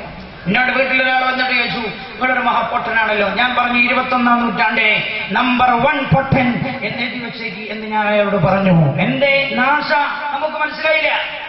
നമുക്കത് മനസ്സിലായില്ല. ഇശാ മഗ്‌രിബിന്റെ ഇടയ്ക്ക് കിടന്നിട്ട് നല്ല നല്ല പ്രോഗ്രാമുകൾ. വെറുതെ അല്ല ഭാര്യ 2 കൊല്ലം കഴിഞ്ഞ് പിന്നെ നാട്ടിലേക്ക് വരുമ്പോ ഭാര്യ പറയാ, കണ്ടില്ലേ നിങ്ങളാണ് അടുക്കളയിൽ പണിയെടുക്കേണ്ടത്, ഞാൻ ഇരിക്കുകയാ ചെയ്യേണ്ടത്.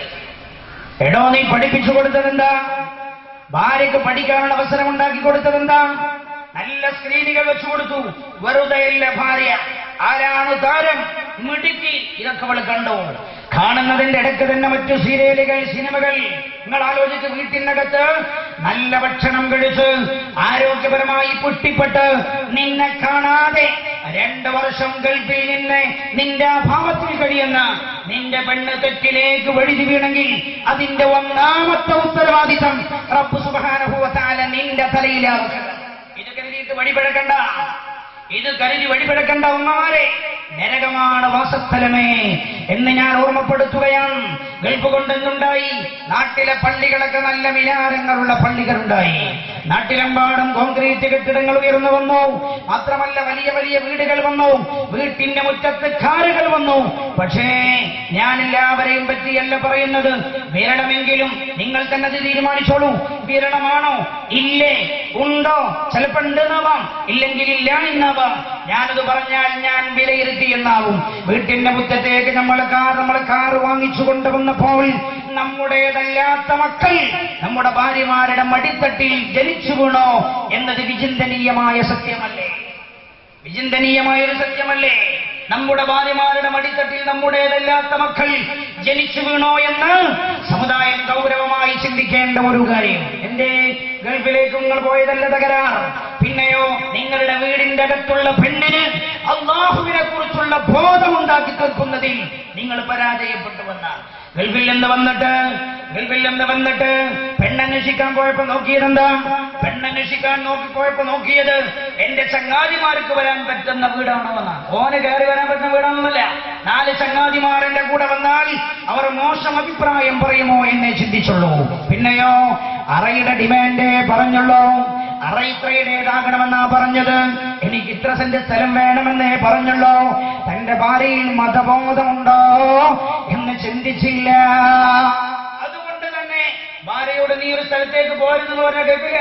അവള് പറയണ്ട, ആഹാ അങ്ങനെയെങ്കിൽ നമ്മൾ തമ്മിൽ ഒത്തുപോകൂലേ, അങ്ങനെയെങ്കിൽ നമ്മൾ തമ്മിൽ ഒത്തുപോകൂലേ. നീ ഏതൊരു സാധനം എടുക്കണോ നിന്റെ ഭാര്യ നിന്റെ കൂടെ വേണം. അനുവാദമുണ്ടോ പെണ്ണിന്?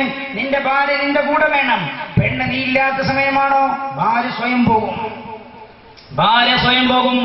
വിലസുന്ന നാരികൾ എന്നതാണോ നമ്മുടെ വിഷയം? വിലസുന്ന നാരികൾ. നിങ്ങളൊന്ന് ചെന്ന് നോക്ക്. തലശ്ശേരി ടൗണിലൂടെ, പാനൂരിലൂടെ, കണ്ണൂരിലൂടെ, കോഴിക്കോട്ടൊക്കെ ഒന്ന് പോയി നോക്ക്. വിശുദ്ധമായ റമദാന്റെ അവസാനത്തെ പത്ത, ലൈലത്തുൽ ഖദറിനെ പ്രതീക്ഷിക്കേണ്ട പത്തിൽ നമ്മുടെ കൗമിന്റെ പണി എന്താ? പർച്ചേസ്. ആരാ പർച്ചേസിന് പോണത്? പെണ്ണു തന്നെയാണ്. ആരാ പർച്ചേസിന് പോണത്? പെണ്ണ്. എന്റെ പ്രിയപ്പെട്ട പെങ്ങളെ, നിങ്ങൾക്ക് പുറത്തിറങ്ങാൻ അനുവാദമുണ്ടോ? നിങ്ങൾക്ക് പുറത്തിറങ്ങാൻ അല്ലാഹു അനുവാദം തന്നിട്ടുണ്ടോ? എപ്പോഴാ നിങ്ങൾ പുറത്തിറങ്ങാൻ അല്ലാഹു അനുവാദം തന്നത്? പുറത്തിറങ്ങുകയാണെങ്കിൽ തന്നെ ഇറങ്ങേണ്ട രീതി എങ്ങനെ ഒക്കെ ഖുർആൻ പഠിപ്പിച്ചിട്ടില്ലേ? മഹാനായ നബിയുനാ റസൂലുള്ളാഹി സ്വല്ലല്ലാഹു അലൈഹി വസല്ലം തങ്ങൾ പഠിപ്പിച്ചിട്ടില്ലേ? അല്ലാഹുവിന്റെ ഹബീബ് പഠിപ്പിച്ചിട്ടില്ലേ? നമ്മൾ നല്ല പോലെ ആലോചിക്കണം. നമ്മൾ അല്ലാഹുവിന്റെ പരിശുദ്ധമായ ഖുർആൻ നമ്മൾ ഉൾക്കൊള്ളാൻ തയ്യാറായോ? അതൊക്കെ അന്ധകാലത്തിറങ്ങണ്ടായിട്ടാണ് പറഞ്ഞത്. അതൊക്കെ അന്ധകാലത്ത് അതൊന്നും നടക്കൂല. ഞാനൊരു കൂട്ടരോട് പറഞ്ഞു, പെൺകുട്ടികളോട് നമ്മൾ പഠിപ്പിക്കുന്ന ചില കുട്ടികളുണ്ട്, അഫ്ളൽമയിൽ പഠിപ്പിക്കുന്ന മട്ടന്നൂരിൽ അഫ്ളൽമയുണ്ട്. ആ കുട്ടികളോട് നമ്മൾ പറഞ്ഞല്ലോ, എന്റെ മൊബൈലിന്റെ വല്ലാത്തൊരു സംസ്കാരമാണല്ലോ. കുട്ടികളോട് നമ്മൾ പറഞ്ഞു, പുതിയാപ്പിള വന്നിട്ട് മൊബൈൽ തന്നെ മൊബൈൽ വാങ്ങരുത്, നിക്കാഹ് കഴിയുന്നത് വരെ അന്യ ആണുമായി സംസാരിക്കാൻ പാടില്ല. അപ്പൊ ഈ കുട്ടികളുടെ കൂട്ടത്തിൽപ്പെട്ടൊരു കുട്ടി പുതിയാപ്പിള വന്ന് കാണാൻ വേണ്ടി ചെക്കൻ വന്ന് പോയ സമയത്ത് കഴിഞ്ഞതിന് ശേഷം മൊബൈൽ കൊടുത്തു, വാങ്ങിയില്ല. അവന്റെ പെങ്ങന്മാരെ പറഞ്ഞേച്ചു, പെങ്ങന്മാര് മൊബൈൽ കൊടുത്തു. അപ്പോൾ വാങ്ങാൻ കൂട്ടാക്കില്ല, നിക്കാഹ് കഴിഞ്ഞിട്ട് ഞാൻ വാങ്ങിക്കോളാന്ന് പറഞ്ഞു. അപ്പൊ ഇവര് പറയണത്രേ, നീ ഒരു 6-ാം നൂറ്റാണ്ട് ജീവിക്കേണ്ട ജന്തുവാണല്ലോ, നീ ഒരു 6-ാം നൂറ്റാണ്ട് ജീവിക്കേണ്ട ജന്തുവാണ് എന്ന് പറഞ്ഞതിന് അർത്ഥം എന്താ? പരിശുദ്ധ ഇസ്ലാമിന്റെ നിയമം ഇന്ന് നടപ്പിൽ വരൂല എന്ന് പറഞ്ഞാൽ നമ്മൾ ഒന്നാമതായി അല്ലാഹുവിന്റെ വിശുദ്ധ ദീനിന്റെ നേരെയാ പാഞ്ഞു കയറിയത്. ആ നിയമമൊന്നും ഇന്ന് നടപ്പിൽ വരില്ല എന്ന്. പെങ്ങളെ, എന്റെ പ്രിയപ്പെട്ട ചെറുപ്പക്കാരെ കേട്ടോളൂ. നിങ്ങളെ വീട്ടിലില്ലേ എന്താ ഒരു ചുമതല? ഞാൻ പ്രവാസിയായി പോയി റബ്ബേ, അല്ലാണ്ട് പോയി കഴിച്ചിലാവൂല. നിങ്ങളുടെ ഒരു പുരുഷന്റെ ബാധ്യത എന്താ? ഒരു പുരുഷന്റെ ബാധ്യത നല്ല പോലെ കേട്ടാളോ. അവന്റെ ഭാര്യ, അവന്റെ മക്കൾ, അവന്റെ മാതാപിതാക്കൾ, അവൻ ചെലവ് കൊടുക്കൽ നിർബന്ധമായി ഇവർക്കൊക്കെ ഉള്ള ഭക്ഷണം, വസ്ത്രം, താമസിക്കാൻ ആവശ്യമായ വീട്, ഇതൊരു പുരുഷന്റെ ചുമതലയാണ്. ആദ്യം ഭക്ഷണമാണ്, പിന്നെ വസ്ത്രം, പിന്നെ താമസിക്കാൻ ആവശ്യമായ ഒരു വീട്. 2 മക്കളാ ഉള്ളത്. ഇനി മക്കളുണ്ടാവാൻ സാധ്യതയില്ല. അവർക്കെന്തിനാ 8 റൂമുള്ള വീട്? 8 റൂമുള്ള വീട് എന്തിനാ? നീ ചെയ്യുന്നത് ഇസ്റാഫ. അല്ലാഹു ലാ യുഹിബ്ബുൽ മുസ്രിഫീൻ. കേട്ടോളൂ വിശുദ്ധ ഖുർആന്, അല്ലാഹു ലാ യുഹിബ്ബുൽ മുസ്രിഫീൻ. അവിദ്യയും ചെയ്യുന്ന ആളെ അല്ലാഹുവിനിട്ടമല്ലേ അല്ല എന്ന് പടച്ച റബ്ബ് തന്നെ പഠിപ്പിക്കുകയാണ് വിശുദ്ധ ഖുർആനിൽ. 2 മക്കളുള്ളൂ, എന്തിനാ 8 റൂമുള്ള വീട്? നീ കഷ്ടപ്പെട്ട് ജീവിതം മുഴുവൻ കളയുന്നത് എന്തിനാ? എന്റെ പെങ്ങളെ, 3 മക്കളാ ഉള്ളത്, എന്തിനാ 9 ആളുകൾക്ക് കിടക്കാൻ പറ്റാവുന്ന റൂം എന്തിനാ? നിങ്ങൾ ചിന്തിക്കണം. നമ്മൾ ചെലവഴിക്കുന്ന പണം ദൂർത്തായി പോയോ? അല്ലാഹു നമ്മളെ ഇഷ്ടപ്പെടില്ല എന്ന് വിശുദ്ധ ഖുർആൻ. അല്ലാഹു റബ്ബുൽ ഇസ്സത്ത് കാത്തുരക്ഷിക്കട്ടെ. അപ്പൊ ഒരു പുരുഷന്റെ മേൽ ബാധ്യത, താൻ ചെലവ് കൊടുക്കൽ നിർബന്ധമായ ആളുകൾക്കുള്ള ഭക്ഷണം, അതേപോലെ അവർക്കുള്ള വസ്ത്രം, അവർക്ക് താമസിക്കാൻ ആവശ്യമായൊരു വീട്. അത് ഓരോരുത്തർക്കും വ്യത്യസ്തമാണ്. ഈ നാട്ടിൽ പഞ്ചായത്ത് പ്രസിഡന്റാണ്, അയാളുടെ വീട്ടിലേക്ക് എമ്പാടും ആളുകൾ വരും. അയാളുടെ വീടും ഈ നാട്ടിൽ ഒരു സാധുവായ മനുഷ്യന്റെ വീട് ഒരേപോലെ ആയിക്കൊള്ളണമെന്നില്ല. അവനവന്റെ സൗകര്യത്തിനനുസരിച്ചുള്ള ഒരു വീട്. ഇതാ പുണ്യ നബി സല്ലല്ലാഹു അലൈഹി വസല്ലം തങ്ങൾ പറഞ്ഞത്, എത്ര കൊട്ടാര സമാനമായ വീടുകളാ. ആ വീട് അടിച്ചു വൃത്തിയാക്കാൻ പോലും ആളെ കിട്ടാറില്ല. എന്നോടൊരാൾ വന്ന് പറഞ്ഞ അനുഭവമുണ്ട്, സാർ 2 കൊല്ലമായിട്ട് ഞാൻ എന്റെ വീട്ടിൽ മുഴുവൻ റൂമും കണ്ടിട്ടില്ല. 2 കൊല്ലം ആർക്ക് വേണ്ടിയിട്ട്? നിങ്ങൾ ചിന്തിക്കും, ആർക്ക് വേണ്ടിയിട്ട്? ഞാൻ 2 കൊല്ലം കണ്ടിട്ടില്ല എന്ന് പറയാൻ കാരണം എന്താ? ഇയാൾക്ക് മുട്ടുവേദനയായിട്ട് കയറാൻ പറ്റിയിട്ടില്ല മേലേക്ക്. ക്ലീൻ ചെയ്യാൻ ആളെ ഏൽപ്പിച്ചിട്ട് അയാൾ ക്ലീൻ ചെയ്തത് കൃത്യമായി നടന്നിട്ടുണ്ടോ? മനുഷ്യൻ ചിന്തിക്കണം. നമ്മുടെ ജീവിതം ഇതോടുകൂടെ അവസാനിച്ചോ? കൊട്ടാര സമാനമായ വീട് നമ്മൾ ഉണ്ടാക്കി, മരിക്കുമ്പോ കൊണ്ടുപോവോ? അവനവന്റെ ആവശ്യത്തിൽ പരിമിതപ്പെടുത്തണം. ഭക്ഷണം, വസ്ത്രം അവനവന്റെ ആവശ്യത്തിൽ പരിമിതപ്പെടുത്തണം. ഇത് ചെയ്യേണ്ടതാരാ? ഭർത്താവാണ്. ഭർത്താവ് നാട്ടിലില്ലേ? ആരാ ചെയ്തു കൊടുക്കേണ്ടത്? പെണ്ണ് സ്വയം ഇറങ്ങുകയില്ല. പെങ്ങളെ കേട്ടോളൂ, നിങ്ങൾ സ്വയം ഇറങ്ങിപ്പോയി ചെയ്യുകയല്ല ചെയ്യേണ്ടത്. ഭർത്താവിന് അല്ലാഹു ചുമതല ഏൽപ്പിച്ചിട്ടുണ്ട്. ഭർത്താവ് നാട്ടിലില്ലേ? ഈ കാര്യം ചെയ്തു കൊടുക്കാൻ ഭർത്താവ് ഒന്നുകിൽ അവരുടെ പിതാവിനെ ചുമതലപ്പെടുത്തണം. അവരുടെ ചുമതല പിതാവിനെ ഡ്രൈവറല്ല ചുമതലപ്പെടുത്തണ്ടേ? ഡ്രൈവറെ ചുമതലപ്പെടുത്തിയുണ്ടാവും. 2 കൊല്ലം കഴിഞ്ഞ് വരുമ്പോ ഡ്രൈവറുമില്ല, വണ്ടിയുമില്ല, കാറുമില്ല, പൊന്നുമില്ല, വീടുമില്ല. ഇത്ര സംഭവങ്ങൾ ആ പത്രത്തിലൂടെ വായിക്കേണ്ടി വന്നത്. ഡ്രൈവറെയല്ല ചുമതലപ്പെടുത്തേണ്ടത്. പിന്നെയോ ഇവരുടെ പിതാവുണ്ടെങ്കിൽ പിതാവിനെ ചുമതലപ്പെടുത്തണം. അവരുടെ പിതാവില്ലേ? അവരുടെ ആങ്ങളമാരുണ്ടോ? അവരെ ചുമതലപ്പെടുത്തണം. അവരുടെ ആങ്ങളമാരില്ലേ? നിന്റെ പിതാവ് ജീവിച്ചിരിക്കുന്നുണ്ടോ? നിന്റെ പിതാവിനെ ചുമതലപ്പെടുത്തണം. മഹറം എന്ന് പറയുന്നത് സ്ത്രീകൾക്ക് കാണാനും പെരുമാറാനും അല്ലാഹു അനുവാദം ചെയ്ത ഏതാനും ചില വലയത്തിലുള്ള പുരുഷന്മാരുണ്ട്. അവരെ ആ ചുമതലപ്പെടുത്തേണ്ടത് എങ്ങനെ? അവർ അപകടകാരികളല്ല എന്ന് കണ്ടാൽ അവരെ ചുമതലപ്പെടുത്തണം. സ്വന്തം വാപ്പയെ ഏൽപ്പിക്കണം, അല്ലെങ്കിൽ നിന്റെ പിതാവിനെ ഏൽപ്പിക്കണം. നിങ്ങൾ ചിന്തിക്ക്, ഇസ്ലാം വളരെ കർക്കശമായി പഠിപ്പിച്ചല്ലോ. അവരാണ് അവർക്ക് വേണ്ട ഭക്ഷണം അങ്ങാടിയിൽ പോയി വാങ്ങിക്കൊണ്ടുവരേണ്ടത്. അവരാണ് അവർക്ക് വേണ്ട വസ്ത്രം വാങ്ങിച്ചു കൊണ്ടുപോയി കൊടുക്കേണ്ടത്. ഓല് വാങ്ങിച്ചു കൊണ്ടുപോയി കൊടുത്താൽ ഭർത്താവ് വാങ്ങിച്ചു കൊടുത്താൽ പറ്റില്ല. ഭർത്താവ് വാങ്ങിച്ചു കൊണ്ടുപോയി കൊടുത്താൽ പറയാറിയാം. ഭർത്താവ് വാങ്ങിച്ചു കൊണ്ടുപോയി കൊടുത്താൽ പറയും, പിന്നെ എനിക്ക് എന്റെ കളർ എനിക്ക് ഇഷ്ടപ്പെട്ടിട്ടില്ലേ? ഒരിക്കലൊരാളിനോട് പറഞ്ഞല്ലോ, സാറേ ഞാൻ വസ്ത്രം വാങ്ങാൻ ഒരിക്കൽ കൂടെ പോയി തെരഞ്ഞ് എത്ര തെരഞ്ഞിട്ട് നമുക്ക് പറ്റില്ല. പിന്നെ ഞാൻ അവളോട് പറഞ്ഞു, ഞാൻ പഠിച്ച് കച്ചി പോയിട്ട് നമുക്ക് എല്ലാം ഇഷ്ടമെടുത്തുകൊണ്ട് വന്ന് വരേണ്ടി, എന്നിട്ട് നമുക്ക് ഒരുമിച്ച് പോവാം. എന്തേ കാരണം? അങ്ങാടി നമ്മൾ കാണിച്ചു കൊടുത്തതാ. അങ്ങാടി നമ്മൾ കാണിച്ചു കൊടുത്ത. ഞങ്ങളോട് പറയട്ടെ, ഞാൻ മേന്മയ്ക്ക് വേണ്ടി പറയില്ല.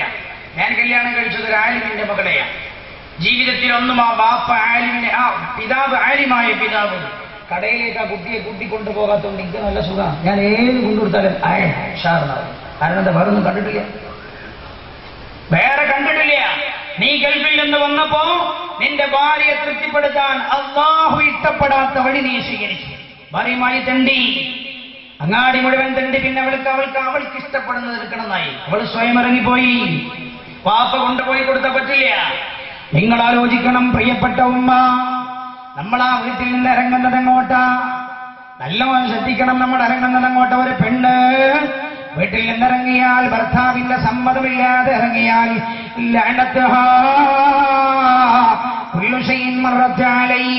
ആ പെണ്ണ് നടന്നു പോകുന്ന വഴിയിലുള്ള എല്ലാ വസ്തുക്കളും ആ പെണ്ണിനെ ലഅനത്ത് ചൊല്ലിക്കൊണ്ടേ ഇരിക്കുന്നുവെന്ന് ഹബീബായി നബിയുനാ റസൂലുള്ളാഹി സല്ലല്ലാഹു അലൈഹി വസല്ലം.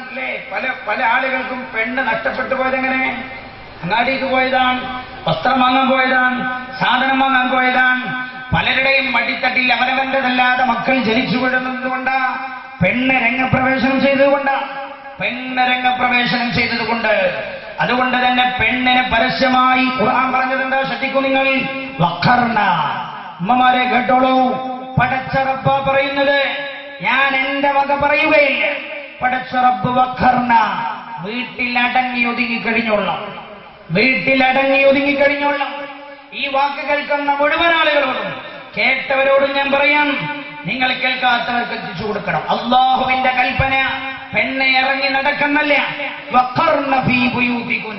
എന്താ അർത്ഥം? ഉസ്താദുമാരോട് ഉണ്ടല്ലോ, ഞാൻ പോയിട്ട് നിങ്ങളുടെ നാട്ടിലെ ഉസ്താദുമാരോട് എന്റെ അർത്ഥം ചോദിച്ചു. നിങ്ങൾ ഖുർആനാണിത്, കളി തമാശയല്ല. വഖർന, നിങ്ങൾ അടങ്ങി ഒതുങ്ങി കഴിയണം. ഫീ ബുയൂതികുന്ന, നിങ്ങളുടെ വീട്ടിൽ. വലാ തബറജന തബറജൽ ജാഹിലിയ്യത്തിൽ ഊലാ. ജാഹിലിയ കാലഘട്ടത്തിൽ പെണ്ണുങ്ങൾ ഇറങ്ങി നടന്ന പോലെ നിങ്ങൾ ഇറങ്ങി നടക്കാൻ പാടില്ല. ജാഹിലിയ കാലഘട്ടത്തിൽ പെണ്ണുങ്ങൾ ഇറങ്ങി നടന്നത് എങ്ങനെയായിരുന്നു? ശരീരത്തിന്റെ എല്ലാ സൗന്ദര്യവും വെളിച്ചത്ത് കാണിച്ചവർ ഇറങ്ങി നടന്നു. എല്ലാം നമ്മൾ പറയും, നിങ്ങൾ പറത്തിട്ടാണ് ഇറങ്ങുന്നത്. പറത ഇടുന്നതിലും നല്ല ഇന്നത്തെ പറതടാക്കല. ശരീരത്തിന്റെ എല്ലാ ഭാഗങ്ങളും ഇങ്ങനെ എടുത്തു വെളിച്ചത്തേക്ക് കാണിക്കുന്ന പറതകൾ. എങ്ങനെയാ ഒരു പെണ്ണ് വേഷം ധരിക്കേണ്ടത്? പുറത്തിറങ്ങേണ്ട ഘട്ടം വന്നു. അപ്പൊ നമുക്ക് തോന്നും ക്ലാസ് കേൾക്കാൻ വരാൻ പറ്റും. ഉപരെന്തതിനെ പറ്റി പറയുന്നത് ഭർത്താവിന്റെ സമ്മതല്ലേ ക്ലാസ് കേൾക്കാനും വരാൻ പാടില്ല. പരിശുദ്ധ ദീൻ പഠിപ്പിച്ചതാ. ഭർത്താവിന്റെ സമ്മതല്ലേ ക്ലാസ് കേൾക്കാനും വരാൻ പാടില്ല. അപ്പൊ സംഘാടകർക്ക് ചിലപ്പോൾ തോന്നും നാളെ പിരിവ് കുറഞ്ഞു പോലോ. പിരിവ് കുറഞ്ഞോട്ടെ, ദീന് പറയാൻ പറ്റില്ല. ദീന് പറയാതിരിക്കാൻ പറ്റുമോ? ഭർത്താവിന്റെ സമ്മതല്ലേ? ദീന് പഠിക്കാൻ സമ്മതത്തോടു കൂടെ പോകാം. നിസ്കരിക്കാനോ നിങ്ങൾ പള്ളിക്ക് പോണ്ട. വിശുദ്ധമായ ഖുർആന്റെ അധ്യാപനം വഖർന ഫീ ബുയൂതികുൻ. പള്ളിയിലേക്ക് പോകണമെന്നല്ല, ആയത്ത് ശ്രദ്ധിക്കുക നിങ്ങൾ. വഖർന, നിങ്ങൾ അടങ്ങി ഒതുങ്ങി കഴിയണം. ഫീ ബുയൂതികുന്ന, നിങ്ങളുടെ വീട്ടിൽ. വലാ തബറജന തബറുജൽ ജാഹിലിയത്തിൽ ഊല. ജാഹിലിയ കാലഘട്ടത്തിൽ പെണ്ണുങ്ങൾ ഇറങ്ങി നടന്ന പോലെ നിങ്ങൾ പരസ്യമായി രംഗപ്രവേശനം ചെയ്യാൻ പാടില്ല. പെണ്ണിന് പരസ്യമായി പ്രസംഗിക്കാൻ പറ്റില്ല. എന്റെ പെങ്ങളെ, പഞ്ചായത്തിനോട് എന്തുകൊണ്ട് ടാറു ചെയ്തില്ല എന്ന് നിങ്ങളോട് റബ്ബ് ചോദിക്കില്ല. നിങ്ങളോട് അല്ലാഹു ചോദിക്കില്ല. പഞ്ചായത്തിനോട് കേട് വന്നിട്ടുണ്ട് ടാറു ചെയ്യാൻ ഫണ്ട് പാസ്സാക്കാതിരുന്നത്. പഞ്ചായത്തിലെ മെമ്പറുടെ ഒരു ചെയർ അവിടെ ഒഴിഞ്ഞു കിടന്നപ്പോ എന്തേ നീ അതിലേക്ക് മത്സരിക്കാതിരുന്നത് എന്ന് പ്രിയപ്പെട്ട പെങ്ങളെ, നിങ്ങളോട് അല്ലാഹുവിന്റെ ചോദ്യമില്ല. നിങ്ങളോട് അല്ലാഹുവിന്റെ ചോദ്യമില്ല. ഒരുപക്ഷെ നീ മത്സരിച്ചാൽ ചിലപ്പോൾ ചോദിക്കാൻ സാധ്യതയുണ്ട്. ആ സീറ്റൊക്കെ മറ്റു സമുദായങ്ങൾക്ക് മാറ്റിക്കൊടുത്തേക്ക് നീ എന്തിനാ പരസ്യമായി രംഗപ്രവേശനം ചെയ്യുന്നത്? നീ പോയിട്ട് ഓരോ ദിവസവും 8 മണിക്കൂർ നീ നോക്കി നിൽക്കുന്നത് പുരുഷനായ അന്യപുരുഷനായ നിന്റെ പഞ്ചായത്ത് പ്രസിഡന്റിന്റെ മുഖത്തേക്കല്ലേ? വഖർന ഫീ ബുയൂതികുന്ന വലാ തബറജന തബറുജൽ ജാഹിലിയത്തിൽ ഊലാ.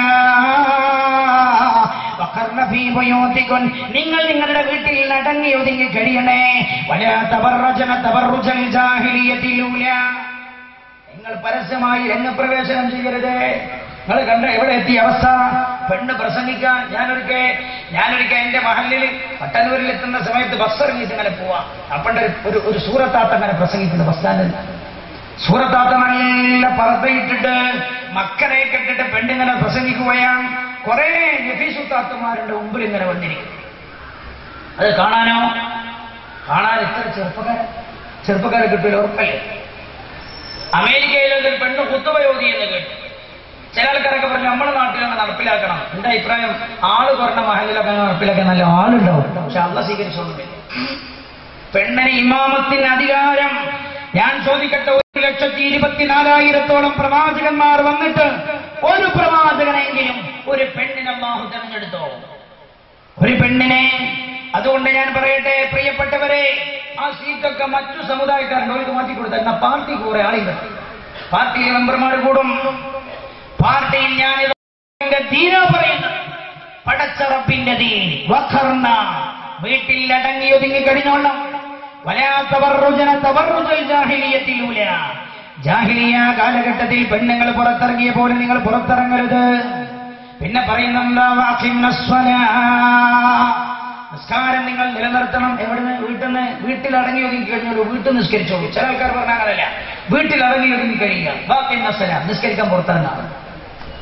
ആയത്തിന്റെ ധ്വനി നിസ്കാരം നിങ്ങൾ നിലനിർത്തിക്കോളൂ. സകാത്ത് നിങ്ങൾ കൊടുക്കുകയും ചെയ്തോളൂ. ഇനി കേട്ടോളൂ പറയുന്നത്, അല്ലാഹുവിനെയും അല്ലാഹുവിന്റെ റസൂലിനെയും അക്ഷരം പ്രതി അനുസരിക്കുകയും ചെയ്തോളൂ. അതാണ് നിങ്ങൾക്ക് നല്ലത്. വളരെ ഗൗരവമുള്ള വർത്തമാനം. എന്നിട്ട് പറഞ്ഞു പുറത്തേക്ക് ഇറങ്ങരുത്. ഇനി പുറത്തിറങ്ങേണ്ട ഒരു ഘട്ടം വന്നാൽ അപ്പൊ നിങ്ങൾ പുറത്തിറങ്ങേണ്ടത് എങ്ങനെയാണ്? കേട്ടോളൂ. ഇല്ലാ തുസാഫിറു ഇല്ലാ മഅദി മഹറം. 1, പുറത്തു പോകണോ ഭർത്താവിന്റെ സമ്മതം വേണം. 2, യാത്ര ചെയ്യുകയാണോ ലാ തുസാഫിറു ഇല്ലാ മഅദി മഹറം. മഹറമായ ആളോട് കൂടെ ഇല്ലാതെ പെണ്ണ് യാത്ര ചെയ്യരുത് എന്ന് ഹബീബായ നബിയുനാ റസൂലുള്ളാഹി. ഇതൊരു വെളിച്ചമാകട്ടെ എന്ന് ഞാൻ വിചാരിക്കുകയാണ്. കാര്യങ്ങളൊക്കെ പലപ്പോഴും ചർച്ച ചെയ്യപ്പെടാതെ പോകുമ്പോൾ ഇതെന്റെ പ്രിയപ്പെട്ട ഉമ്മമാർ, എന്റെ പ്രിയപ്പെട്ട പെങ്ങന്മാർ ജീവിതത്തിൽ ഒരു വെളിച്ചമാകട്ടെ എന്ന് കരുതുകയാണ്. ലാ തുസാഫിറു ഇല്ലാ മഅദി മഹറം. നീ ഒറ്റക്കൊരു വണ്ടിയിൽ പോകാൻ പാടില്ല. നീ ഒറ്റക്കൊരു ഓട്ടോറിക്ഷയിൽ പോകാൻ പാടില്ല. നീ ഒറ്റ ഒറ്റക്കൊരു കാർ വിളിച്ചു പോകാൻ പാടില്ല, നീ ഒറ്റക്കൊരു സ്ഥലത്തേക്ക് പോകാൻ പാടില്ല. പോയോ കേൾക്കണേ, പുണ്യനബിയുടെ വാക്കാ.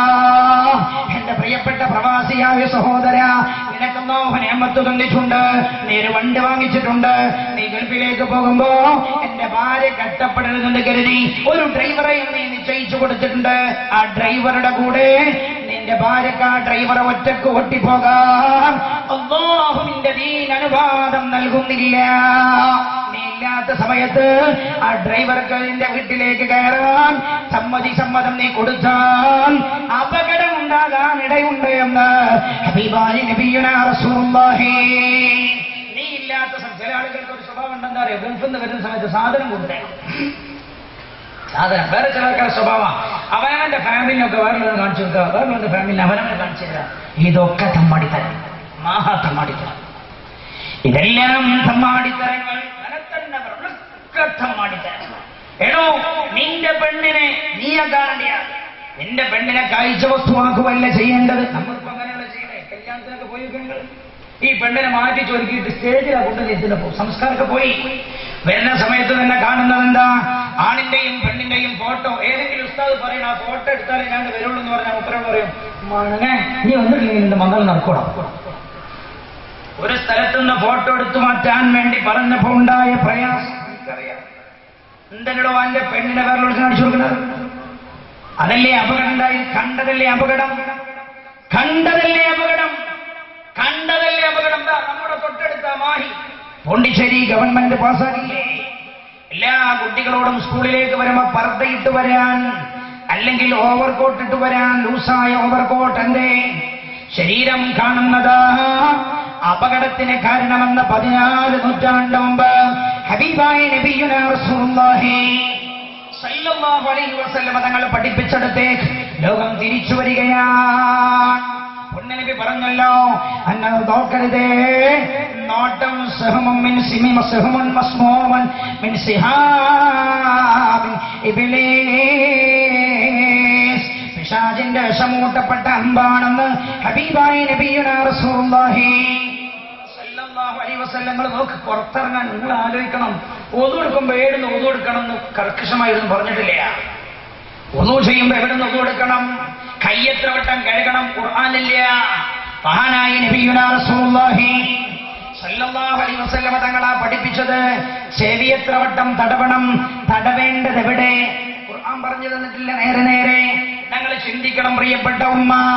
വീട്ടിൽ നിന്ന് പുറത്തിറങ്ങുമ്പോ നിങ്ങളെങ്ങനെ വേഷം ധരിക്കണമെന്ന്, എങ്ങനെ ഇറങ്ങണമെന്ന്, നിങ്ങളുടെ കൂടെ ആരുണ്ടാകണമെന്ന്, യാത്ര ചെയ്യേണ്ടത് എങ്ങനെയെന്ന്, നോക്കേണ്ടത് എങ്ങനെയെന്ന്, എന്താണ് ചിന്തിക്കേണ്ടതെന്ന് അക്ഷരം പ്രതി വിശുദ്ധ ഖുർആൻ പഠിപ്പിക്കുകയാണ്. ഇന്ന ഇലൈനാ ഇയാബഹും തുമ്മ ഇന്ന അലൈനാ ഹിസാബഹും. ഇന്ന ഇലൈനാ ഇയാബഹും. എടോ, നിങ്ങളൊക്കെ എന്റെ അടുത്തേക്കാ വരിക. ആരാ അവിടെ പോകാതെന്നത്, ആരാ പോകാതെന്നത്? നിങ്ങൾ കണ്ടില്ല, ഇതിനു മുമ്പ് പത്രത്തിൽ ഒരു വാർത്ത, 117 വയസ്സായ ലോകത്തിന്റെ മുത്തച്ഛൻ അന്തരിച്ചു. 117 വയസ്സായ ലോകത്തിന്റെ മുത്തച്ഛൻ. അപ്പൊ പറഞ്ഞിട്ടെന്താ, 117 മേലെ ആളില്ല. മാക്സിമം പോയ ഒരാളെ അത്ഭുതമായിട്ടാണ് ലോകം കാണുന്നത്. നിങ്ങൾ ചിന്തിക്കെല്ലാവരും പോകുന്നില്ലേ, നമ്മളും പോകേണ്ടവരല്ലേ. ഇന്ന ഇലയിലായ നിങ്ങൾ എങ്ങോട്ടാ പോണത്, എന്റെ അടുത്തേക്കാണ് നിങ്ങൾ വരുന്നത്. ഹിസാബഹും, നിങ്ങളെ ഞാൻ വിചാരണ ചെയ്യുമെന്ന് വിശുദ്ധ ഖുർആൻ. അതുകൊണ്ട് തന്നെ വീട്ടിൽ നിന്ന് ഇറങ്ങുമ്പോ പുറത്തു പോകണോ, ഭർത്താവിന്റെ സമ്മതം വേണം. 1 2 പോവുകയാണോ,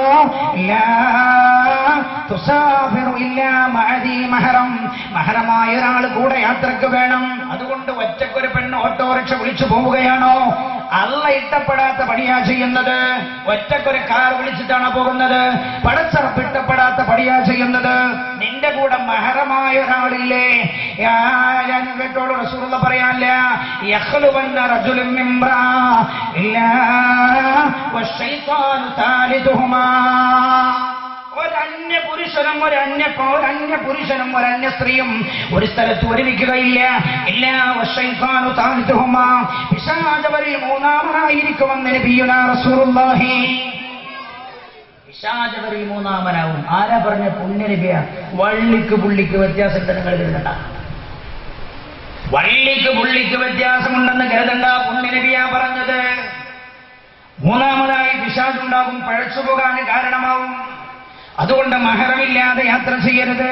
ഇനിയോ മഹറമിന്റെ കൂടെ തന്നെ യാത്ര ചെയ്യുകയാണ്, ഭർത്താവിന്റെ കൂടെ തന്നെ യാത്ര ചെയ്യുകയാണ്. പെണ്ണ് എങ്ങനെ യാത്ര ചെയ്യണ്ടേ, എങ്ങനെ വേഷം ധരിക്കണം, ഖുർആൻ അക്ഷരം പ്രതി പഠിപ്പിക്കുന്ന ശ്രദ്ധിക്കൂ നിങ്ങൾ. യാ അയ്യുഹൻ നബിയ്യു ഖുൽ ലിഅസ്വാജിക വബനാതിക വനിസാഇൽ മുഅ്മിനീന യുദ്നീന അലൈഹിന്ന മിൻ ജലാബീബിഹിന്ന. യാ അയ്യുഹൻ നബിയ്യു, നബിയേ കേൾക്കണം നിങ്ങൾ, നബിയേ ഖുൽ ലിഅസ്വാജിക, അങ്ങയുടെ ഭാര്യമാരോടങ്ങ് പറയണം, വബനാതിക, അങ്ങയുടെ പെൺമക്കളോടും. ആദ്യം തന്നെ കൽപ്പനയാരോടാ? പതിവ്രതകളായ അല്ലാഹുവിന്റെ ഹബീബിന്റെ പ്രിയപ്പെട്ട ഭാര്യമാർ ഉമ്മഹാത്തുൽ മുഅ്മിനീനോട്. ശ്രദ്ധിക്കണം, നിങ്ങളൊരു തെറ്റ് പോലും ചെയ്യാത്ത നിഷ്കളങ്കരായ ഉമ്മഹാത്തുൽ മുഅ്മിനീനോടാ പറയുന്നത്. അല്ലാഹുവിന്റെ ഹബീബിനെ അല്ലാതെ മറ്റൊന്നും മനസ്സിലേക്ക് ചിന്ത വന്നിട്ടില്ലാത്ത അല്ലാഹുവിന്റെ ഹബീബിന്റെ പ്രിയപ്പെട്ട ഭാര്യമാരോട്. എന്താ പറയേണ്ട?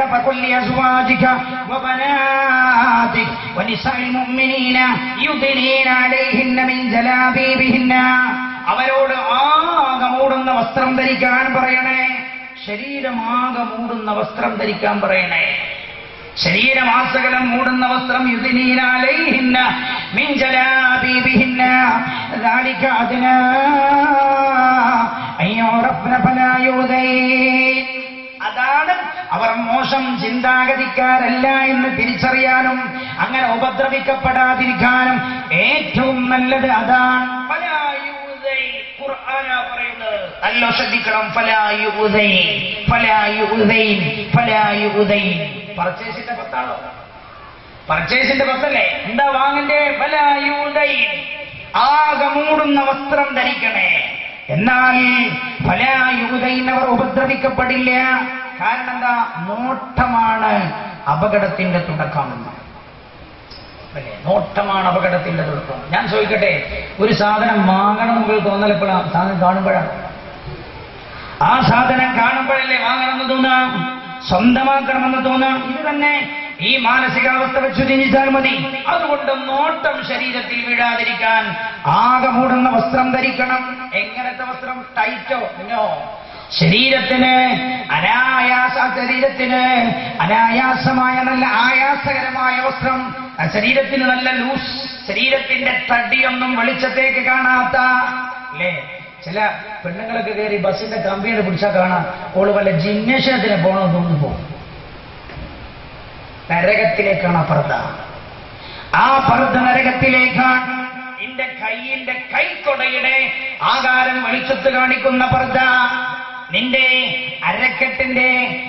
അരക്കെട്ടിന്റെ വണ്ണം വെളിച്ചത്തേക്ക് കാണിക്കുന്ന പർദ്ദ നരകത്തിലേക്കുള്ള പർദ്ദയാണ്. നിന്റെ മാറിന്റെ ഘനവും ഭാഗങ്ങളും ഒക്കെ വെളിച്ചത്തേക്ക് കാണിക്കുന്ന പർദ്ദ നരകത്തിലേക്കുള്ള പർദ്ദയാണ്. എങ്ങനെ പുറത്തിറങ്ങേണ്ടത്? ശരീരത്തിന്റെ ആകാര വടിവുകളൊന്നും വെളിച്ചത്ത് കാണാത്ത പർദ്ദ, ആകെ മൂടുന്ന വസ്ത്രം. എന്നിട്ട് നിർത്തിയില്ല. നിങ്ങൾ ചിന്തിക്കണം, തട്ടം എങ്ങനെ ഇടണം, ചെരുപ്പ് എങ്ങനെ ധരിക്കണം. ഖുർആൻ പഠിപ്പിച്ചു.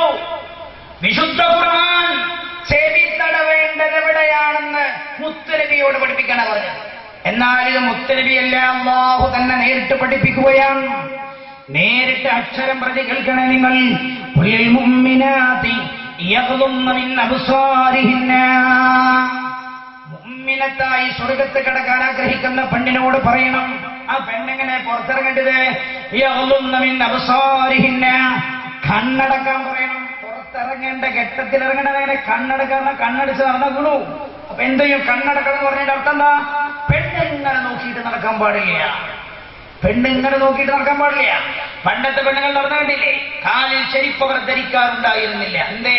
ചെരുപ്പിന്റെ ശബ്ദം കേട്ടാൽ എന്നെ ആളുകൾ ശ്രദ്ധിക്കുമോ എന്ന് കരുതി ചെരുപ്പ് ധരിക്കാറുണ്ടായിരുന്നില്ല. ചെരുപ്പ് എങ്ങനെ പെണ്ണു ധരിക്കണമെന്ന് ഖുർആൻ പറഞ്ഞിട്ടുണ്ട്. അവരെ കയ്യിലൊരു കൊടയുണ്ടായിരുന്നു. ആ കൊട ഇങ്ങനെ താഴ്ത്തി പിടിക്കും. എന്നിട്ടോ താഴ്ത്തി പിടിച്ചിട്ട് നിലത്തേക്ക് നോക്കി പതുക്കെ നടന്നു പോകും. പെണ്ണ് നടക്കേണ്ടത് അങ്ങനെ. ഓരൊക്കെ സ്വർഗം പുൽകിപ്പോയി. പെണ്ണ് നാനാഭാഗവും ഇങ്ങനെ നോക്കി ചിരിച്ച് കണ്ടവനോടെല്ലാം ലോകം പറഞ്ഞ് സംസാരിച്ച് നടക്കേണ്ടവളല്ലവൾ. ഇറങ്ങുമ്പോ തന്നെ കണ്ണടക്കണം എന്ന് പറഞ്ഞാൽ ഹറാമായ ഒന്നിലേക്കും തന്നെ കണ്ണു പോകാൻ പാടില്ല. ഒരാൾ ഹറാമായ ഒരു നോട്ടം ഒരാൾ നോക്കിയോ കേട്ടോളൂ എന്റെ പ്രിയപ്പെട്ട പെങ്ങളെ. എല്ലാവർക്കും ഒരു ധാരണയുണ്ട്, എന്തേ പെണ്ണിന് അങ്ങോട്ട് നോക്കാം ആണിന് ഇങ്ങോട്ടേ നോക്കാൻ പാടില്ലാത്തതുള്ളൂ എന്നല്ല. കേട്ടോളോ, പെണ്ണിന് അങ്ങോട്ടും നോക്കാൻ പാടില്ല. പറഞ്ഞത് തന്നെ എവിടെയാണ്? അല്ലാഹുവിന്റെ ദീനിന്റെ ഇൽമ പഠിപ്പിക്കപ്പെടുന്ന സ്ഥലം. നിർബന്ധമായ കാര്യങ്ങൾ പഠിക്കുകയാണ്. നമ്മളിപ്പോ പഠിക്കുന്ന പോലെയൊക്കെ ഉള്ള നിർബന്ധമായ കാര്യങ്ങളാ പഠിക്കുന്നത്. അപകടമുണ്ടാകില്ല എങ്കിൽ എന്തെങ്കിൽ കാണുന്നതിന് തകരാറില്ല എന്ന് ചില ആലിമ്യങ്ങൾ പറഞ്ഞിട്ടുണ്ട്. അതുകൊണ്ടാണ് നമ്മൾ മദ്രസ 10ാം ക്ലാസ് 8ാം ക്ലാസ് ഒക്കെ പഠിപ്പിക്കുന്നതല്ല. അപകടമാണോ? അപകടമാണെങ്കിൽ കാണാൻ പാടില്ല. എന്നാലൊരു പെണ്ണ് പുറത്തിറങ്ങുമ്പോഴോ അന്യ പുരുഷന്മാരെ യഥേറ്റമോളോ നോക്കാൻ പാടില്ല. അങ്ങനെ ഒരു ഹറാം ഒരു പെണ്ണ് കണ്ടാൽ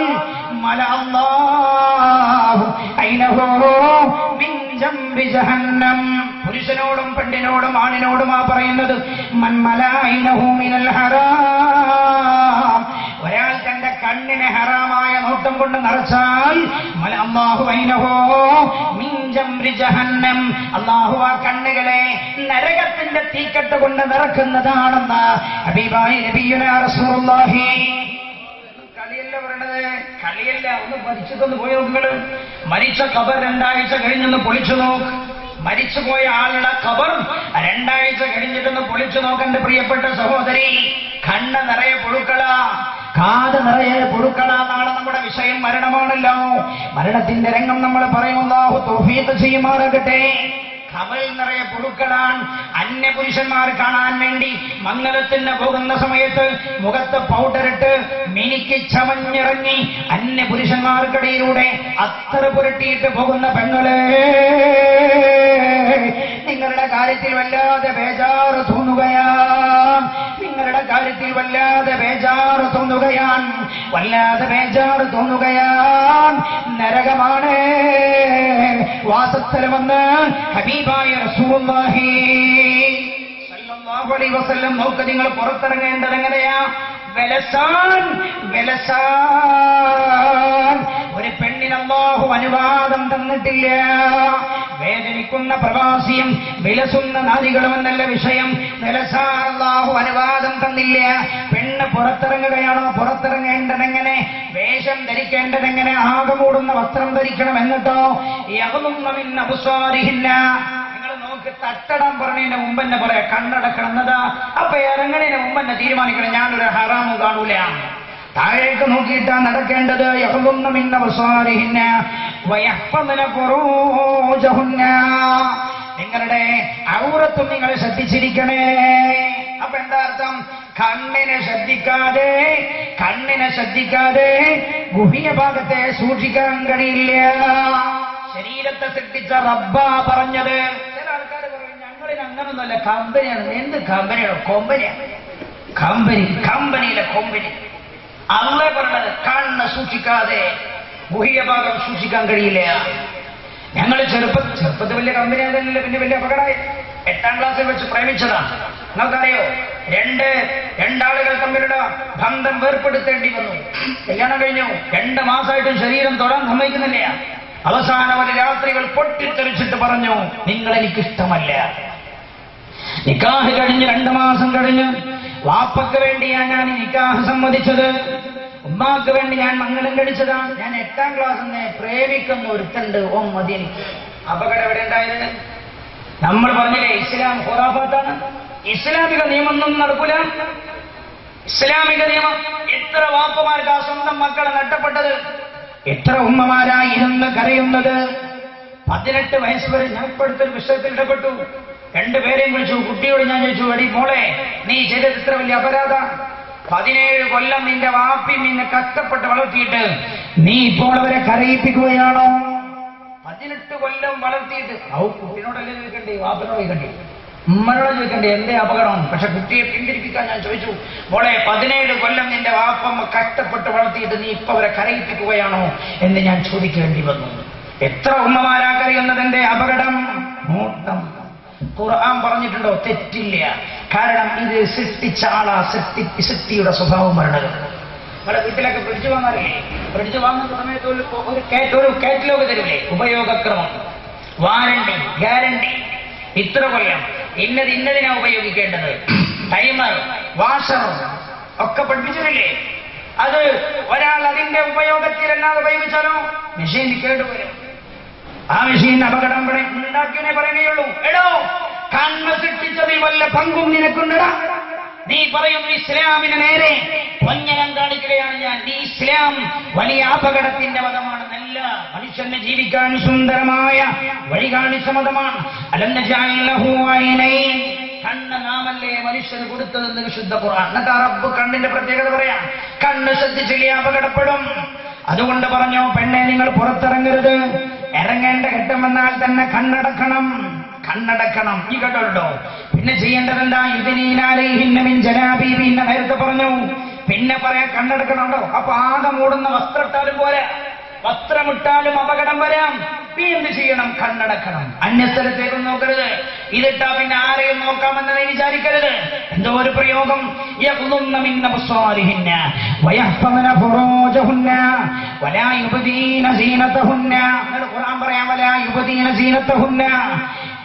നിങ്ങളുടെ ഭംഗി അവൾ വെളിച്ചത്ത് കാണിക്കരുത്. മഹാനായ മഹാന്മാരായ ആലിമീങ്ങൾ വിശദീകരിക്കുകയാണ്. വലാ യുബദീന സീനതഹുന്ന ഇല്ലാ മാ ളഹറ മിൻഹാ.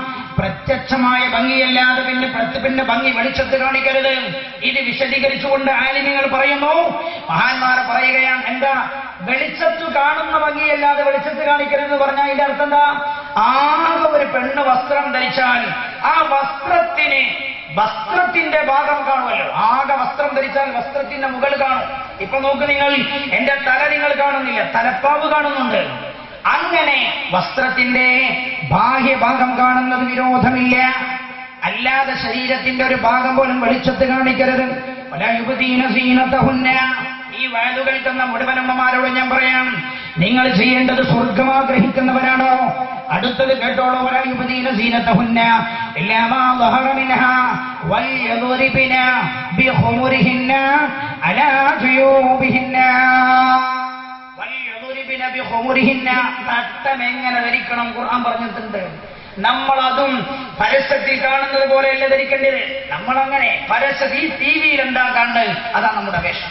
കണ്ടില്ലേ നിങ്ങള്? കുപ്പായത്തിന്റെ കൈ ഇത്ര ഉണ്ടാവും, കുപ്പായത്തിന്റെ കൈ ഹാഫ്. പിന്നെ ഉള്ള തട്ടം തോരുമട്ട നിങ്ങൾ കണ്ടില്ലേ റോഡ് സൈഡിലൊക്കെ പരസ്യം. എന്തേ? അപ്പൊ നമുക്ക് തോന്നും വിശുദ്ധ ഖുർആന്റെ നടുക്കഷ്ടമാണ്. എന്റെ നാട്ടിലൊക്കെ പറയാം ഖുർആന്റെ നടുക്കഷ്ടം. അങ്ങനെയാണോ തട്ടം ധരിക്കേണ്ടത്? നോക്കൂ, വിശുദ്ധ ഖുർആൻ പറയുന്നത്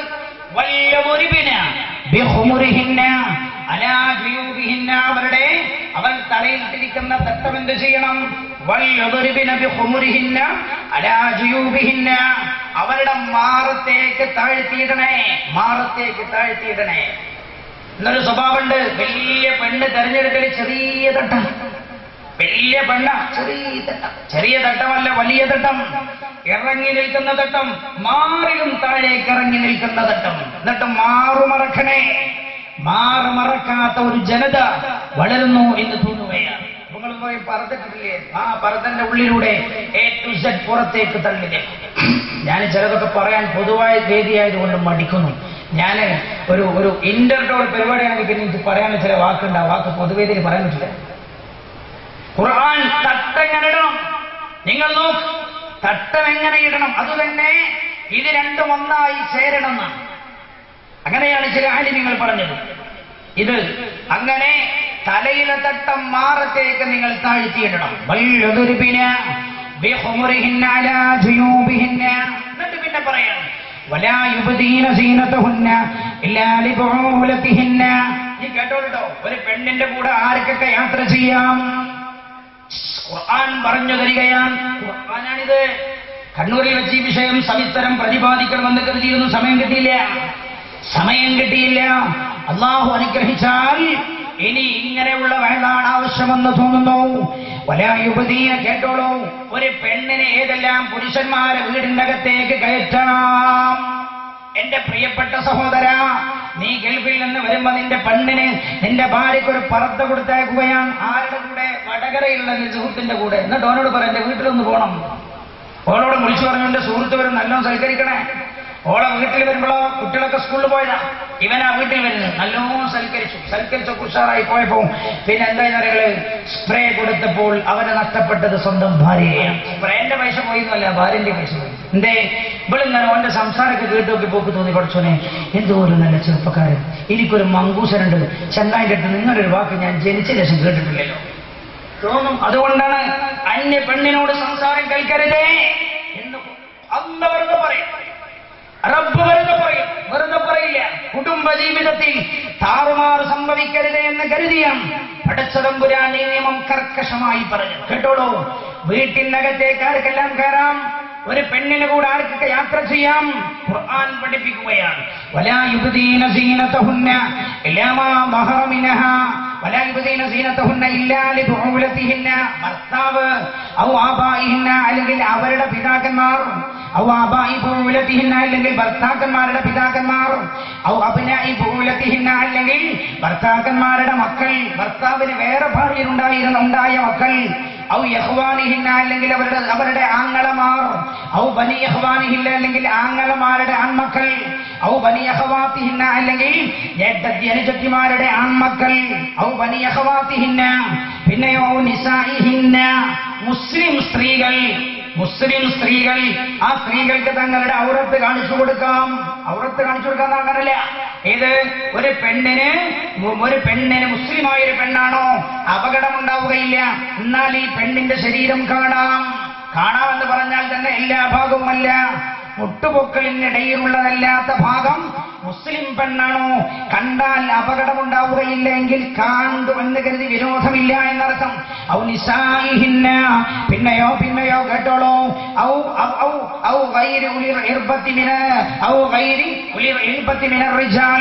അല്ലെങ്കിൽ പറ്റേ പ്രായമായിട്ടുണ്ട്, വയസ്സായി വൈകാരികത മുഴുവൻ നഷ്ടപ്പെട്ടു പോയ പ്രായം ചെന്ന ആൾ, ആ പ്രായം ചെന്ന ആൾക്കൊരു പെണ്ണിനെ കണ്ടു എന്നതുകൊണ്ട് വിരോധമില്ല.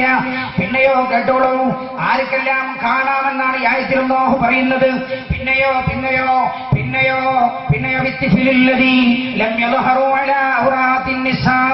വൈകാരികമായ ചിന്ത വന്നിട്ടില്ലാത്ത ചെറിയ കുട്ടികൾക്ക് കാണാം. പിന്നെയോ പിതാവിന്റെ സഹോദരങ്ങൾക്ക് കാണാം, മാതാവിന്റെ സഹോദരങ്ങൾക്ക് കാണാം. അതുകൊണ്ട് നിങ്ങൾ ഇത്രയും വളരെ പരിമിതമായ അകത്തുള്ള ആളുകളല്ലാതെ ഒരു പെണ്ണിനെ കാണാൻ പാടില്ല, ആ പെണ്ണിന്റെ കൂടെ യാത്ര ചെയ്യാൻ പാടില്ല, ആ പെണ്ണിന്റെ കൂടെ മഹറമില്ലാതെ ഒരു പെണ്ണ് പുറത്തിറങ്ങരുത് എന്ന്, യാത്ര ചെയ്യരുത് എന്ന് വിശുദ്ധ ഖുർആൻ അല്ലാഹു പറയുകയാണ്. ഹബീബായ നബിയുനാ റസൂലുള്ളാഹി സല്ലല്ലാഹു അലൈഹി വസല്ലം. നമ്മൾ ചിന്തിച്ചു, അപകടങ്ങൾ ഉണ്ടായ സ്ഥലം മുഴുവൻ നിങ്ങൾ വായിച്ചു. എവിടെ അപകടം ഉണ്ടായ? അപകടമുണ്ടായി. ഞാൻ ഡൽഹിയിലെ റിപ്പോർട്ട് നിങ്ങളോട് പറയണോ? ഡൽഹിയിലെ റിപ്പോർട്ട്, ആ പെണ്ണ് ക്രൂരമായി മാനഭംഗപ്പെടുത്തപ്പെട്ടില്ലേ? എന്താ പത്രങ്ങൾ എഴുതിയത്? രാത്രി പെണ്ണ് പുറത്തിറങ്ങി. 1, വേഷവിധാനം മോശമായിരുന്നു. 2, 3, ബന്ധപ്പെട്ട ആളുകൾ കൂടെ ഉണ്ടായില്ല, പഠിക്കുന്ന സുഹൃത്തെ കൂടെ ഉണ്ടായുള്ളൂ. മഹറങ്ങൾ ഈ റിപ്പോർട്ട് വന്നപ്പോ ഈ 3 കാര്യം പത്രങ്ങൾ എടുത്തെഴുതിയത് നിങ്ങളുടെ ശ്രദ്ധയിൽപ്പെട്ടിട്ടുണ്ടാവുമല്ലോ. ഞാൻ ഓർമ്മപ്പെടുത്തുന്നു. അതുകൊണ്ട് തന്നെ ഒരു പെണ്ണിന് സ്വയം വിലസാൻ അല്ലാഹുവിന്റെ വിശുദ്ധമായ ദീനധികാരം കൊടുത്തില്ല. ഇനി പെണ്ണ് ഈ രീതിയിൽ വസ്ത്രം ധരിക്കണം, ഈ രീതിയിൽ തട്ടം ധരിക്കണം. ചെരുപ്പ് ധരിക്കേണ്ടത് എങ്ങനെ? നമുക്ക് മഹാനായ നബിയുനാ റസൂലുള്ളാഹി സല്ലല്ലാഹു അലൈഹി വസല്ലം പർദയുടെ വലിപ്പത്തിലുണ്ടാവണമെന്ന് അറിയാം. റസൂൽ പഠിപ്പിച്ചു സല്ലല്ലാഹു അലൈഹി വസല്ലം. റസൂൽ പറഞ്ഞു, നിങ്ങളുടെ കാലിന്റെ സൗന്ദര്യം കാണരുത്, കാണാത്ത രീതിയിലേക്ക് ഇറങ്ങി നിൽക്കണം പർദ. അപ്പൊ വേണമെങ്കിൽ എന്താവാം, ഷോക്സ് ധരിച്ച് നിങ്ങൾക്ക് ഷൂ ധരിക്കാം, അല്ലെങ്കിൽ പർദ നല്ല ഇറങ്ങി നിൽക്കണം. സ്വഹാബികൾ ചോദിച്ചു, നബിയെ ഒരു ചാൺ മതിയോ? റസൂൽ പറഞ്ഞു, ഒരു ചാൺ കൊണ്ട് നിങ്ങളുടെ കാലിന്റെ സൗന്ദര്യം കാണോ? 1 മുഴം തന്നെ താഴ്ന്നോട്ടെ എന്ന് ഹബീബായ റസൂലുള്ളാഹി സല്ലല്ലാഹു അലൈഹി വസല്ലം. ഇനി നോക്ക്, നിങ്ങൾ ചെരുപ്പ് ധരിക്കാൻ പറഞ്ഞത് എങ്ങനെ? പഠിക്കേണ്ടതാണ്. ചെരുപ്പ് ധരിക്കാൻ പറഞ്ഞത് എങ്ങനെ? വിശുദ്ധ ഖുർആനായത്ത് ഇങ്ങനെ വന്നിട്ട് പറയാൻ, വലാ യുദ്രിബിന ബിഅർജുലിഹിന്ന ലിയുദ്ബിന മാ യുഖ്ഫീന മിൻ സീനതിഹിന്ന വലാ യുദ്രിബിന ബിഅർജുലിഹിന്ന. കാലുകൊണ്ട് നടക്കുമ്പോൾ അടിക്കരുത്, അടിച്ചു ശബ്ദമുണ്ടാക്കരുത്. നല്ലോ ശ്രദ്ധിക്കണേ. കാലുകൊണ്ട് നിങ്ങൾ നിലത്തടിക്കരുത്, അടിച്ചാൽ ശബ്ദമുണ്ടാകും. ശബ്ദമുണ്ടായാലോ ആളുകൾ നിങ്ങളിലേക്ക് ശ്രദ്ധിക്കാൻ ഇടവരും. അതുകൊണ്ട് നടക്കുമ്പോ ഒച്ച വെക്കാതെ നടക്കണേ. ഒച്ച വെക്കാതല്ല നടക്കുക. ഒച്ച ഇല്ലാത്തൊരു ഒച്ച ഉണ്ടാക്കാൻ ശ്രമിക്കുക. ഒച്ച ഇല്ലാത്ത എന്തേ വലിയൊരു ചെരുപ്പുണ്ട്. ആ ചെരുപ്പിന്റെ പേര് ഹീൽ ഉള്ള ചെരുപ്പ്, ഹൈ ഹീൽ എന്നാണ്. High heel. എന്നോട് പണ്ടൊരു ഗൾഫാരൻ ചോദിച്ചു, സാറേ ഈ ഹൈ ഹീൽ ചെരുപ്പ് എന്തിനാണെന്നറിയാം? ഞാൻ പറഞ്ഞു ഇവരോട് അത് നീളമില്ലാത്ത ആൾക്കാർക്ക് നീളം കൂട്ടാനാന്ന് തോന്നണം. അപ്പൊ എന്നോട് പറഞ്ഞു ഇവിടെ ഒരു മഹാപൊട്ടനാണെന്നാണ്. ഞാൻ ചോദിച്ചാൽ എന്താ? എന്നോട് പറഞ്ഞു അതല്ല, ആ ഹൈ ഹീലുള്ള ചെരുപ്പിട്ടൊരു പെണ്ണ് നടന്നാൽ ആ പെണ്ണിന്റെ ശരീരത്തിന്റെ നടത്തത്തിനൊരു പ്രത്യേക ആകർഷണീയതയുണ്ടാവും, ഒരു പ്രത്യേക ആകർഷണീയതയുണ്ടാകും. കേട്ടോളൂ പുണ്യനബിയുടെ ഹദീസ്. എന്റെ വകയല്ല, മനോമുഖരത്തിൽ കുത്തിവെച്ചോളൂ. രണ്ട് വിഭാഗം ആളുകൾ നരകത്തിലാണ്. രണ്ട് വിഭാഗത്തെയും ഞാൻ കണ്ടിട്ടില്ല. ഒരു വിഭാഗം റസൂലുള്ള പറഞ്ഞു ജനങ്ങളോട് പശുവിന്റെ വാല് പോലെയുള്ള ചാട്ട കൊണ്ട് ജനങ്ങളെ അവർ അടിക്കുന്നു. രണ്ടാം വിഭാഗമോ ചില സ്ത്രീകളാണ്. കാസിയാത്തുന്നവർ വസ്ത്രം ധരിച്ചിട്ടുണ്ട്, ആരിയാത്തുന്നവർ പക്ഷേ നഗ്നകളാണ്. എന്ന് പറഞ്ഞാൽ വസ്ത്രം ധരിച്ചത് കൊണ്ടൊരു ഫലവും അവർക്കില്ല തന്നെ. വസ്ത്രം ധരിച്ചത് കൊണ്ടൊരു ഫലമില്ല. വസ്ത്രം ധരിച്ചു എന്നല്ലാതെ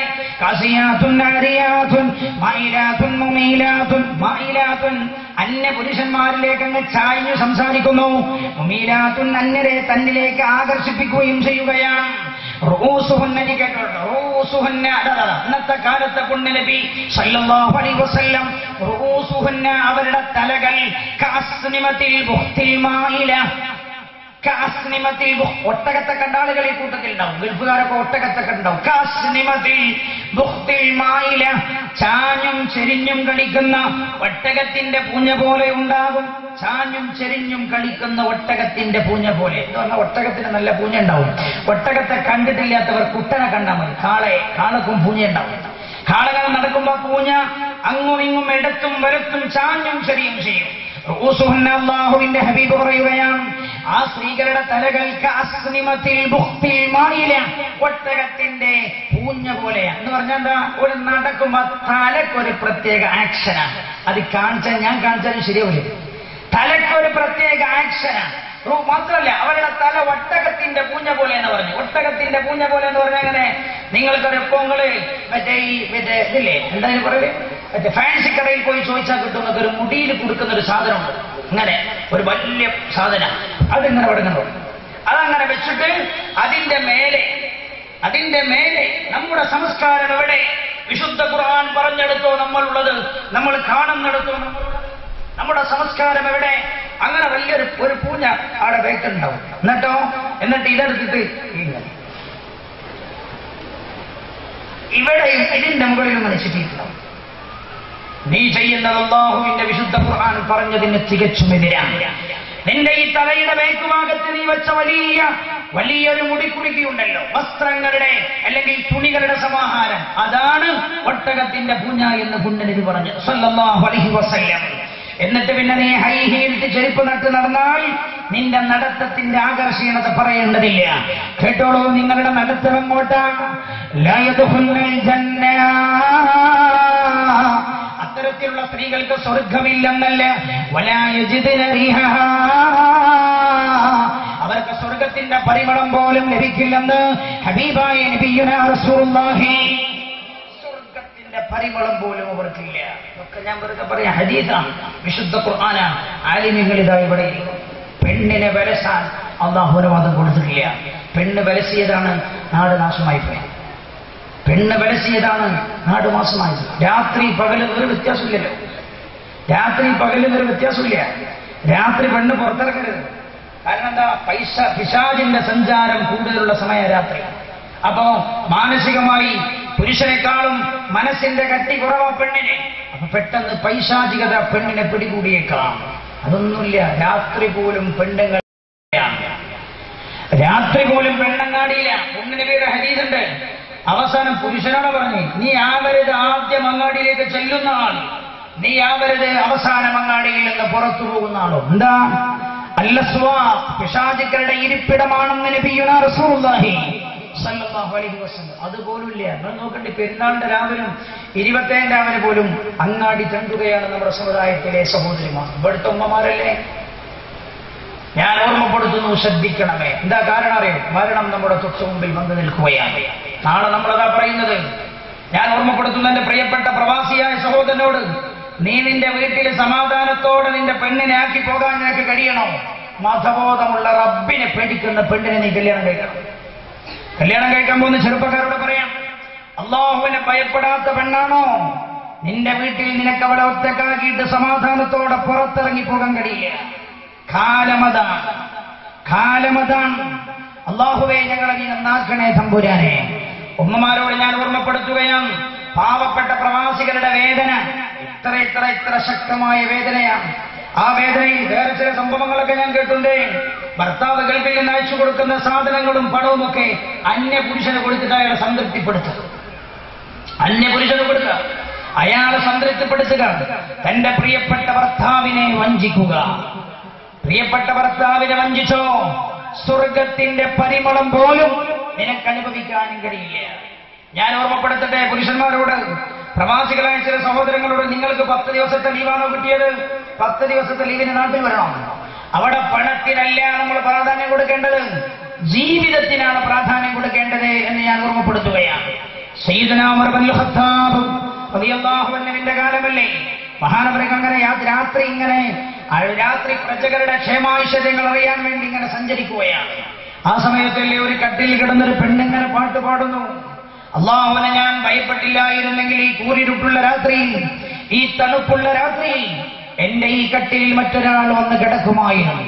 അള്ളാഹുവിനെ ഞാൻ ഭയപ്പെട്ടില്ലായിരുന്നെങ്കിൽ. അപ്പോഴല്ലേ സയ്യിദുനാ ഉമർ ഇബ്നുൽ ഖത്താബ് റളിയല്ലാഹു അൻഹു നേരെ മതിൽ ചാടി അകത്ത് കിടന്നു. ആ പെണ്ണിന്റെ വാതിലിനെ മുട്ടി വിളിച്ചു, അങ്ങാരാണ്? അപ്പൊ പറഞ്ഞു, ഞാൻ ഉമറിന്റെ സൈനികന്റെ ഭാര്യയാണ്. ഉമറാണ് ഈ വന്നതെന്ന് ആ പെണ്ണിന് മനസ്സിലായില്ല. സയ്യിദുനാ ഉമർ റളിയല്ലാഹു അൻഹു വേഷപ്രച്ഛന്നനായി വേഷം മാറിയിട്ട് വന്നത്. നിങ്ങൾ ആരാണെന്ന് ചോദിച്ചു. നിങ്ങളുടെ ഭർത്താവ് എവിടെയാണ്?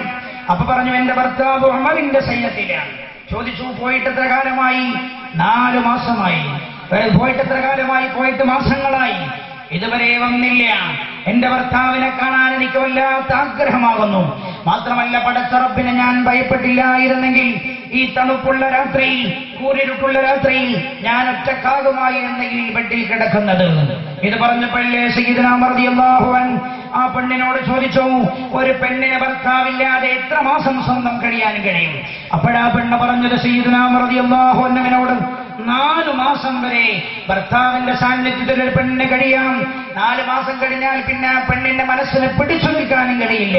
ശ്രദ്ധിക്കണം എന്റെ പ്രിയമുള്ള സഹോദര, ചില ആളുകളുണ്ട് കെട്ടിവിട്ട ബന്ധമല്ലാതെ, കെട്ടി നിക്കാഹ് ചെയ്ത ബന്ധമല്ലാതെ തന്റെ പ്രിയപ്പെട്ട ഭാര്യയോട് മറ്റു രീതിയിലുള്ള കടപ്പാടുകൾ നിർവഹിക്കാൻ അമാന്തിച്ചു നിൽക്കുന്നവർ. ഞാൻ പറയട്ടെ, രാജാതിരാജനായ റബ്ബിന്റെ മുമ്പിൽ നമ്മളും കുറ്റക്കാരാവും. അല്ലാഹു റബ്ബുൽ ഇസ്സത്ത് കാത്തുരക്ഷിക്കുമാറാകട്ടെ. അതുകൊണ്ട് എന്റെ പ്രിയപ്പെട്ട സഹോദരിമാരോട് അവസാനമായി ഒരു വസിയത്ത്. ഇത് ഓരോ ഭാഗവും ചർച്ച ചെയ്യണം. ഞാൻ വളരെ അപകടകരമായ ചില ഭാഗം മാത്രമേ ചർച്ച ചെയ്തു. നമ്മൾ ചർച്ച ചെയ്യേണ്ട സത്യത്തിൽ പ്രവാസിയായി നമ്മുടെ നാട്ടിലെ ആളുകൾ പ്രവാസികളായതുകൊണ്ട് എന്തൊക്കെ അവർക്ക് നഷ്ടപ്പെട്ടു, എന്തൊക്കെ നേടാൻ കഴിഞ്ഞു, എന്റെ ജീവിതത്തിൽ അനുഭവമുണ്ട്. എന്താ നേടാൻ കഴിഞ്ഞത്, നഷ്ടപ്പെട്ടത്? പക്ഷെ ഞാൻ പറഞ്ഞാൽ നിങ്ങളൊക്കെ വല്ലാതെ വേദനിച്ചു പോകും. എന്റെ റൂമിലേക്ക് ഒരാൾ കയറി വന്നത് പ്രായമുള്ളവരാണ്. കണ്ടാൽ ഒരു 10-80 വയസ്സ് തോന്നും. പക്ഷെ 65 വയസ്സേ ആയിട്ടുള്ളൂ. 65 വയസ്സേ ഇയാൾക്കായിട്ടുള്ളൂ. കയറി വന്നു. ഞാൻ എന്റെ മുമ്പിൽ വരച്ചുകൊണ്ടാണ് കയറുന്നത് എന്റെ റൂമിലേക്ക്. അന്ന് 1-ാം നിലയിലായിരുന്നു റൂമുണ്ടായിരുന്നത്, പള്ളിയുടെ. വരച്ച് കയറി വന്ന് ഞാൻ പറഞ്ഞു ഇരിക്കാൻ പറഞ്ഞപ്പോ അദ്ദേഹം ഇരുന്നിട്ട് ഒരൊറ്റ കരച്ചിലാണ്, പൊട്ടിക്കരച്ചിൽ. ഞാൻ ചോദിച്ചു, എന്തേ കരയുന്നത്? അപ്പൊ എന്നോട് പറഞ്ഞു, ഉസ്താദേ, എന്റെ കഥ വേദനാജനകമാണ്. കല്യാണം കഴിഞ്ഞ് 3 കൊല്ലം കഴിഞ്ഞ് ഞാൻ ഗൾഫിലേക്ക് പോയി. 25 കൊല്ലം ഞാൻ ഗൾഫിലാണ്.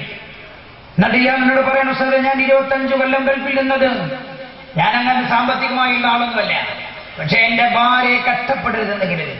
എന്റെ നാട്ടിൽ മറ്റുള്ളവരൊക്കെ താമസിക്കുന്ന പോലെ ഒരു വീട്ടിലാവണം എന്റെ പ്രിയപ്പെട്ട ഭാര്യയും താമസിക്കേണ്ടതെന്ന് ഞാൻ കരുതി. അവരെക്കാളും മോശമാവരുത്. 25 കൊല്ലം എന്റെ നല്ല കാലം മുഴുവൻ ഞാൻ ഗൾഫിൽ കളഞ്ഞു. 2 കൊല്ലം കഴിയുമ്പോൾ വരൂ, 2 മാസം ഞാൻ നാട്ടിൽ നിൽക്കും. എനിക്ക് 3 പെൺമക്കളുണ്ടായി, 2 ആൺമക്കളും ഉണ്ടായി. അവരെ ഞാൻ പഠിപ്പിച്ചു.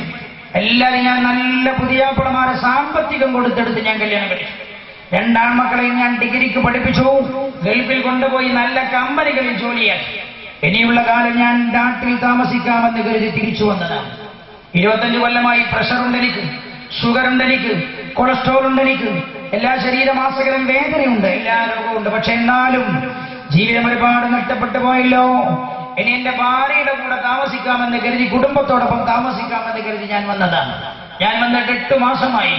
ഇയാൾ പറയാൻ ഞാൻ ക്യാൻസർ അടിച്ചു വന്നതാണെന്ന് ഭാര്യയോട് ഞാൻ ആദ്യം പറഞ്ഞില്ലേ, പിന്നീട് ഞാൻ പറഞ്ഞതോടുകൂടെ അവളുടെ ഭാവം മാറാൻ തുടങ്ങി. 4-5 മാസമായപ്പോൾ അങ്ങനെ പറയാൻ തുടങ്ങി. പിന്നെ നിങ്ങളെങ്ങനെ വീട്ടിൽ ഇവിടെ നിന്നാലും കുടുംബത്തിന് ചെലവെങ്ങനെ കഴിയാം? 6 മാസമായപ്പോൾ പിന്നെ ഇവരുടെ സംസാരത്തിന്റെ ശൈലി മാറാൻ തുടങ്ങി. പിന്നെ അധ്വാനിച്ചു കൊണ്ടുവരാതെ കയ്യും വീതി വീട്ടിലേക്ക് വന്നാൽ ഭക്ഷണം കഴിക്കാൻ കഴിയുമെന്ന് വിചാരിക്കണ്ടേ? നിങ്ങൾ ആലോചിക്കണം. 25 കൊല്ലം 5 മക്കളെ കഷ്ടപ്പെട്ട് വളർത്തി തന്റെ മക്കൾക്കും ഭാര്യയ്ക്കും വേണ്ടി ജീവിതം മുഴുവൻ തുലഞ്ഞു കുളിച്ച ഒരു സഹോദരൻ തന്റെ വേദന പറയുകയാണ്. എന്നിട്ട് അയാൾ പറയുകയാണ് 6 മാസം കഴിഞ്ഞപ്പോൾ പിന്നെ ശൈലി മാറി തുടങ്ങി. 8-ാമത്തെ മാസം 7-8 മാസമൊക്കെ പിന്നെ നമ്മൾ പറയാൻ തുടങ്ങി. പിന്നെ ഇങ്ങനെ അങ്ങോട്ട് കയ്യും വീതി കയറി വരാൻ വീട്ടിക്ക് കയറ്റുമെന്ന് വിചാരിക്കുന്നുണ്ടോ എന്ന് പറയാൻ തുടങ്ങി. ഞാൻ അയാളെ ചോദിച്ചു. അപ്പൊ എന്നോട് അയാൾ പറഞ്ഞു, സാറേ ഞാൻ ചെയ്തു പോയ ഏറ്റവും വലിയൊരു അബദ്ധമുണ്ട്. ഞാൻ ചോദിച്ചു എന്താ? എന്നോട് പറഞ്ഞു, കല്യാണം കഴിക്കുന്ന സമയത്ത് ഞാൻ 10 സെന്റ് സ്ഥലം വാങ്ങിച്ചെന്നുള്ള ഓപ്പയുണ്ട്. അവരുടെ പേരിൽ വാപ്പ എഴുതി കൊടുത്തതാണ്. ആ 10 സെന്റ് സ്ഥലത്താണ് ഞാൻ 25 ലക്ഷം ഉപയോഗിച്ചിട്ട് നല്ലൊരു വീടെടുത്തത്. 25 ലക്ഷം പല തവണകളിലായി ഞാൻ വിനിയോഗിച്ചു. നല്ല ഒരു വീട്. ഞാൻ അവളെ വിശ്വസിച്ചു. എനിക്കത്ര സ്നേഹം തരുന്നവളല്ലേ, എന്റെ ഭാര്യയല്ലേ എന്ന് കരുതി ഞാൻ അവളെ വിശ്വസിച്ചു. എന്നിട്ട് ആ വീടും അവരുടെ പേരിലുള്ള പറമ്പിലായതുകൊണ്ട് ഞാൻ എന്റെ പേരിൽ എഴുതിക്കുക പോലും ചെയ്തില്ല, ഒരു രേഖ പോലും വെച്ചില്ല. എന്നോട് പറയുകയാണ്. അങ്ങനെ ഒരു ദിവസം ഞാൻ പള്ളിയിൽ നിശാ നമസ്കാരം കഴിഞ്ഞ് വീട്ടിലേക്ക് വന്നതാണ്. വീട്ടിലെ ലൈറ്റ് മുഴുവൻ ഓഫാക്കിയിട്ടുണ്ട്. വീട്ടിലെ ലൈറ്റ് മുഴുവൻ ഓഫ് ചെയ്തിട്ടുണ്ട്. ഞാൻ വീട്ടിലേക്ക് ചെന്നിട്ട് വിളിച്ചു. ആരും വീട്ടുകാരൊക്കെ എവിടെ പോയതാണോ എന്ന് ഞാൻ വിചാരിച്ചു. വിളിച്ചിട്ട് വിളി കേൾക്കുന്നില്ല. ഞാൻ എന്റെ ഭാര്യയുടെ പേരെടുത്ത് വിളിച്ചു. പ്രിയപ്പെട്ടവളെ തുറക്ക്, വീടിന്റെ വാതിൽ തുറക്കടി, ആളുകൾ അറിയും, അയൽവാസികൾ അറിയും. തുറന്നില്ല. ഇയാൾ പറയാൻ കരഞ്ഞുകൊണ്ട് ഞാൻ എന്റെ മൂത്ത മകളുടെ റൂമുണ്ട്, അറ ഞാൻ കൊടുത്ത അറയുടെ അടുത്ത് പോയിട്ട് ഞാൻ ജനലിനെ മുട്ടിയിട്ട് വിളിച്ചു, മോളെ നഫീസു തുറക്കടി, വാതിൽ തുറക്ക്, നഫീസു തുറക്ക്, വാതിൽ തുറക്ക്, ഉപ്പയാണടി പുറത്ത്, ആളുകൾ അറിയുമടി, വാതിൽ തുറക്കെന്ന് പറഞ്ഞിട്ട് എന്റെ മോൾ തുറന്നില്ല. അകത്തുള്ള മുഴുവൻ ലൈറ്റും ഓഫാക്കി, പുറത്ത് ലൈറ്റും ഓഫാക്കി. ഞാൻ 2ാമത്തെ മോളുടെ ജനലിന്റെ പിന്നിൽ വന്ന് വിളിച്ചു. മോള് തുറന്നില്ല. അവസാനം ഇയാൾ പറയാൻ 2-3 കൊല്ലം മുമ്പ് കല്യാണം കഴിഞ്ഞ 3ാമത്തെ മകളുണ്ട്. 3ാമത്തെ മോളിനോട് നല്ല സ്നേഹമുള്ള മോളായിരുന്നു. മോളുടെ വീട്ടിന്റെ മോളുടെ റൂമിന്റെ അറയുടെ ജനലിൽ വന്ന് ഞാൻ മുട്ടിയിട്ട് പറഞ്ഞു, മോളെ തുറക്കടിയ ഖദീജ, വാതിൽ തുറക്ക്, ഉപ്പയാണടി പുറത്ത് എന്ന് പറഞ്ഞിട്ട് അവർ തുറന്നില്ല. ആരും അനങ്ങുന്നില്ല. ഇയാൾ പറയാം. അവസാനം ഞാൻ വീട്ടിലേക്ക് കയറുന്ന സ്റ്റെപ്പിൽ വന്ന് അവിടെ ഇരുന്നു. ഞാൻ ഒരുപാട് നേരം തേങ്ങി കരഞ്ഞു. ആരോട് പറയാൻ?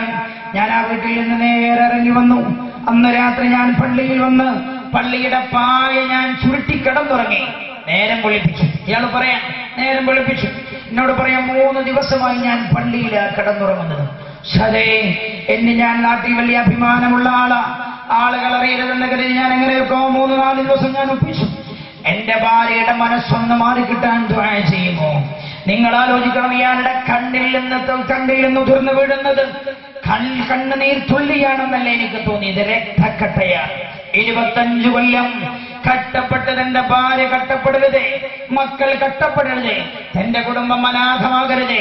തന്റെ അയൽവാസികളുടെ മക്കളൊക്കെ ഇംഗ്ലീഷ് മീഡിയത്തിൽ പോകുമ്പോ തന്റെ മക്കളും ബസ്സുകാരി തന്നെ അവർ പഠിക്കുന്ന ഇംഗ്ലീഷ് മീഡിയത്തിൽ പോയി പഠിക്കട്ടെ എന്ന് കരുതി കഠിനാധ്വാനം ചെയ്ത് 25 കൊല്ലം തന്റെ ജീവൻ തൊലച്ചിട്ട് ഈ മനുഷ്യന് കിട്ടിയതെന്താ? അവസാനം വീട്ടിൽ നിന്ന് ആട്ടി പുറത്താക്കിയതാണ്. ഒരുപാട് കാലം വീട്ടിലേക്ക് കയറ്റിയതേ ഇല്ല. പിറ്റേന്ന് 3-4 ദിവസം കഴിഞ്ഞിട്ട് ഇയാൾ ഒന്ന് ചെന്ന് നോക്കിയത്രേ. ചെന്ന് നോക്കുന്ന സമയത്ത് ഇയാൾ പിന്നീട് എന്നോട് പറയാം, ചെന്ന് നോക്കിയ സമയത്ത് ഭാര്യ പറയണത്രേ, നിങ്ങളുടെ സ്ഥലമല്ലത്, ഇങ്ങോട്ട് കയറണ്ട, ഇതെന്റെ ഭൂമിയാണ്, എന്റെ വീട്, എന്റെ ഭൂമിയാണ്, എന്റെ 40 പറമ്പ, ഇങ്ങോട്ട് കയറണ്ട, ഇങ്ങോട്ട് കയറിയാൽ ഇനി മേക്ക് വേദനയാക്കുകയായിരിക്കും ചെയ്യുക. നിങ്ങൾ ചിന്തിക്കണം. മക്കളും ഉമ്മയും ഒന്നാകെ ചേർന്ന് 25 കൊല്ലം അവർക്ക് വേണ്ടി ജീവൻ തന്നെ ജീവിതത്തിന്റെ എല്ലാ സുഖങ്ങളും പൊളിഞ്ഞ് പ്രിയപ്പെട്ട പിതാവിനെ പിടിച്ച് വീട്ടിൽ നിന്ന് പുറത്തേക്ക് ഇറക്കി വിട്ടു. ചിന്തിക്കണം നല്ല പോലെ. എന്തേ സംഭവിച്ചത്? പുണ്യനബി പറഞ്ഞില്ലേ, ഒരേ ഒരൊറ്റ വാക്ക് എന്റെ ചെറുപ്പക്കാരോട്, എന്റെ പ്രിയപ്പെട്ടവരെ, ജീവിതത്തിൽ സുഖവും സന്തോഷവും വേണോ?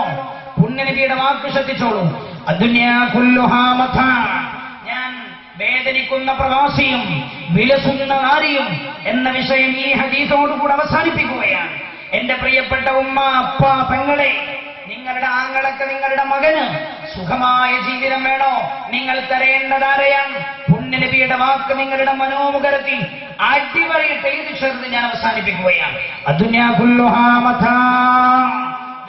മുഴുവൻ ചരക്കുകളാണ്, ദുന്യാവ് മുഴുവൻ ഗിഫ്റ്റാണ്. 5 ഏക്കർ റബ്ബർ തോട്ടം ഗിഫ്റ്റാണ്, ഒരു കാർ ഗിഫ്റ്റാണ്, ഒരു വീട് ഗിഫ്റ്റാണ്, എല്ലാം ഗിഫ്റ്റാണ്. എന്നാൽ ദുന്യാവിൽ നിന്നൊരു പുരുഷൻ ലഭിക്കുന്ന ഏറ്റവും നല്ല സമ്മാനം അൽമർഅത്തു സ്വാലിഹ, സ്വാലിഹത്തായ ഭാര്യയാണെന്ന് നബിയുനാ റസൂലുള്ളാഹി സ്വല്ലല്ലാഹു അലൈഹി വസല്ലം. ശ്രദ്ധിക്കണേ, സ്വാലിഹത്തായ ഭാര്യയാണ്.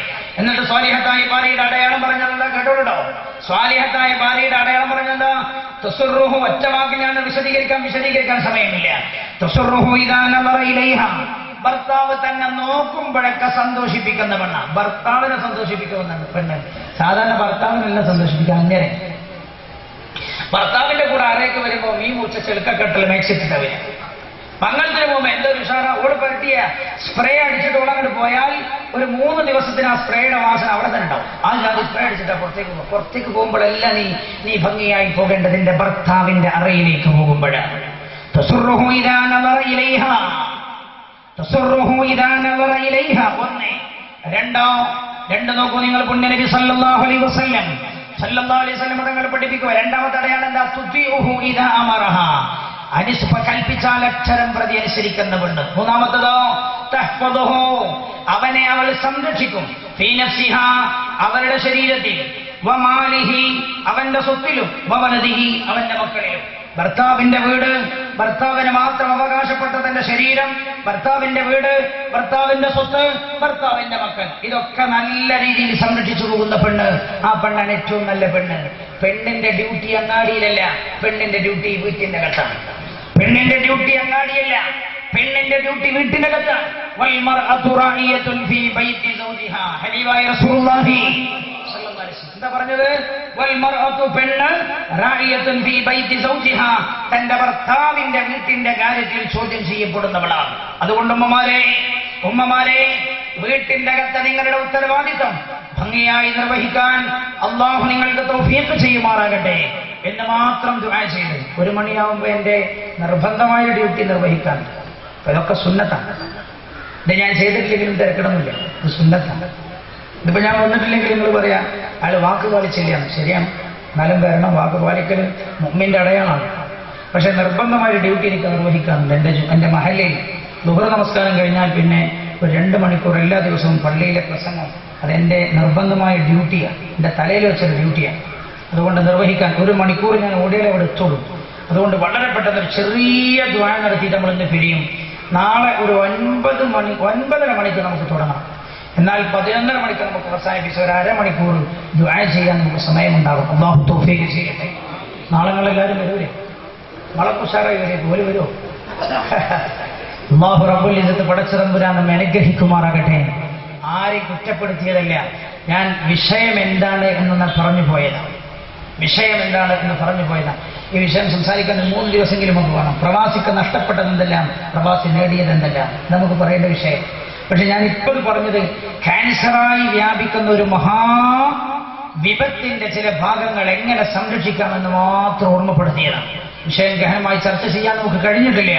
അള്ളാഹു അനുഗ്രഹിക്കുമാറാകട്ടെ. എങ്കിൽ മറ്റൊരു സമയത്താക്കാമെന്ന് മാത്രം ഓർമ്മപ്പെടുത്തി ദുആ ചെയ്യാൻ വേണ്ടി ഏൽപ്പിച്ച ആളുകളുണ്ട്. അപ്പൊ നാളെ എല്ലാവരും നേരത്തെ വന്നാൽ നമുക്ക് നാളെ, ഇന്ന് 23-ാമത്തെ രാവല്ലേ? നമ്മളെ മൊത്തം 22 അപ്പൊ ഇന്ന് രാത്രി 23-ാമത്തെ രാവ് ലൈലത്തുൽ ഖദറാവാൻ സാധ്യതയുള്ള രാവാണ്. അങ്ങനെയെങ്കിൽ രാവിന്റെ അതേ പ്രത്യേകത പകലിലുണ്ടാവും. ലൈലത്തുൽ ഖദറിന്റെ രാവിന്റെ അതേ പ്രത്യേകത പകലിലുമുണ്ട് എന്ന് ആലിമീങ്ങൾ ചർച്ച ചെയ്തിട്ടുണ്ട്. അങ്ങനെയെങ്കിൽ നമുക്ക് ഇൻഷാ അല്ലാഹ് നാളെ ഒന്ന് ഇരുന്നിട്ട് വളരെ മനസ്സ് അറിഞ്ഞ് പടച്ച റബ്ബിനോട്, മനസ്സ് നിറഞ്ഞും അറിഞ്ഞും റബ്ബിനോടും ദുആ ചെയ്ത് നമുക്ക് നാളെ പിരിയാം. നാളത്തോടുകൂടെ നമ്മുടെ പരിപാടി സമാപിക്കുകയാണ്. അല്ലാഹു സുബ്ഹാനഹു വ തആല തൗഫീഖ് ചെയ്യട്ടെ. ഞങ്ങളെല്ലാവരും എഴുന്നേറ്റ് നിന്നിട്ട് ഒന്ന് അടുത്തേക്ക് വരും. സന്താന സൗഭാഗ്യത്തിന് വേണ്ടി ദുആ ചെയ്യാൻ, കല്യാണം ശരിയാവാൻ വേണ്ടി യുവാക്കൾക്ക്, ഉല്ലൂക്കര ഉസ്താദിന് വേണ്ടി ദുആ ചെയ്യാൻ, ഫരീദ് ഉസ്താദിന് വേണ്ടി, പ്രവാസികളായ സംഘാടകർക്ക് വേണ്ടി ചെറുപ്രായത്തിൽ തന്നെ നമുക്ക് ഒത്തിരിഞ്ഞ സുഹൃത്തുക്കൾക്ക് വേണ്ടി മുനീർ, നസീർ, യൂനുസ്, റജാസ്, സഹദ്, ഇന്ന് മരണപ്പെട്ട പരപ്പയിൽ ഇസ്മായിൽ AP-യുടെ ഉമ്മ, ഇന്ന് മരണപ്പെട്ട പാറപ്പയിൽ അബ്ദുള്ളക്ക് വേണ്ടി ഇസ്മായിൽ AP-യുടെ ഉമ്മ, AP കുഞ്ഞാമിന ഹജ്ജമക്ക് വേണ്ടി, അതേപോലെ മഞ്ഞപ്പിത്തം ബാധിച്ചവർക്ക് വേണ്ടി, തലയിൽ ബഷീറിന്റെ മകന്റെ അസുഖം ഭേദമാവാൻ ഐസിയുവിലാണ്, മേയിലേക്ക് ഈ കുഞ്ഞബ്ദുൽ ഹാജി മൈലോ അവർക്ക് വേണ്ടി ഒക്കെ ദുആ ചെയ്യാൻ പലരും സംഭാവന നൽകിയിട്ടുണ്ട്, അല്ലാത്തവരുമുണ്ട്. അല്ലാഹുവരുടെ സംഭാവനകളെല്ലാം ഖബൂൽ ചെയ്യുമാറാകട്ടെ, പ്രതിഫലം നൽകുകയും ചെയ്യുമാറാകട്ടെ. രോഗങ്ങൾ അല്ലാഹു സുഖപ്പെടുത്തട്ടെ, മരിച്ചവർക്ക് അല്ലാഹു പുറത്തു കൊടുക്കട്ടെ. ഒരു 3 സ്വലാത്ത് മാത്രം നമ്മൾ ചെല്ലുന്നതും ഒരു ചെറിയ ദുആ ഇവർക്കൊക്കെ വേണ്ടി നാളെ നമ്മൾ ദുആ ചെയ്യുന്നതാണ് എന്ന് ഓർമ്മപ്പെടുത്തുന്നു. വളരെ പെട്ടെന്ന് പോകാൻ നിന്ന് മാത്രമല്ല, നാട്ടിൽ നിന്ന് വരുന്നത് കൊണ്ട് നേരം വൈകി പോയില്ല. നാട്ടിൽ നിന്ന് വരുമ്പോൾ ഈ റൂട്ട് ശരിക്കും തിരിയാത്തതുകൊണ്ട് ഒന്നിങ്ങനെ കറങ്ങിപ്പോയി, അതാണ് സമയം താമസിച്ചത്. മേക്കൊന്നെ എന്താ മറ്റങ്ങോട്ട് പറയും, മേക്കൊന്നിന് അങ്ങനെ തിരിഞ്ഞ് പാറക്കടവിലെത്തി. പാറക്കടവിന് പിന്നെ പറഞ്ഞു അങ്ങോട്ടാണ് വരേണ്ടത്, കടവത്ത് വിട്ടാൽ വരേണ്ടത്. അപ്പൊ നമുക്ക് തോന്നി പിന്നെ കടവത്ത് വിട്ട് അതിലെ വരേണ്ടിയില്ലല്ലോ. അപ്പോഴാണ് റൂട്ട് പഴിച്ചു എന്ന് മനസ്സിലായത്. അപ്പൊ അതുകൊണ്ട് കുറച്ച് സമയം താമസിച്ചു പോയതാണ്. മാത്രമല്ല നാട്ടിൽ നിന്നാണ് വരുന്നത്, അതുകൊണ്ടാണ്. നാളെ ഇൻഷാ അല്ലാഹ് ഒരു 9 മണിക്ക് ഞാൻ ഇവിടെ എത്തിച്ചേരും. ഇൻഷാ അല്ലാഹ് 8 മണിക്ക് വന്നാൽ 9 മണിക്ക് ഇവിടെ എത്തും. ഒരു 9:15 നമുക്ക് ഫാത്തിഹ പഠിച്ച് പരിപാടി തുടങ്ങണം. എന്നാൽ മാത്രമേ വിഷയം നമുക്ക് പറഞ്ഞ് നമുക്കൊന്ന് മനസ്സംതൃപ്തിയോടുകൂടെ ദുആ ചെയ്ത് പിരിയാൻ കഴിയുകയുള്ളൂ. അല്ലാഹു ഖബൂൽ ചെയ്യുമാറാകട്ടെ.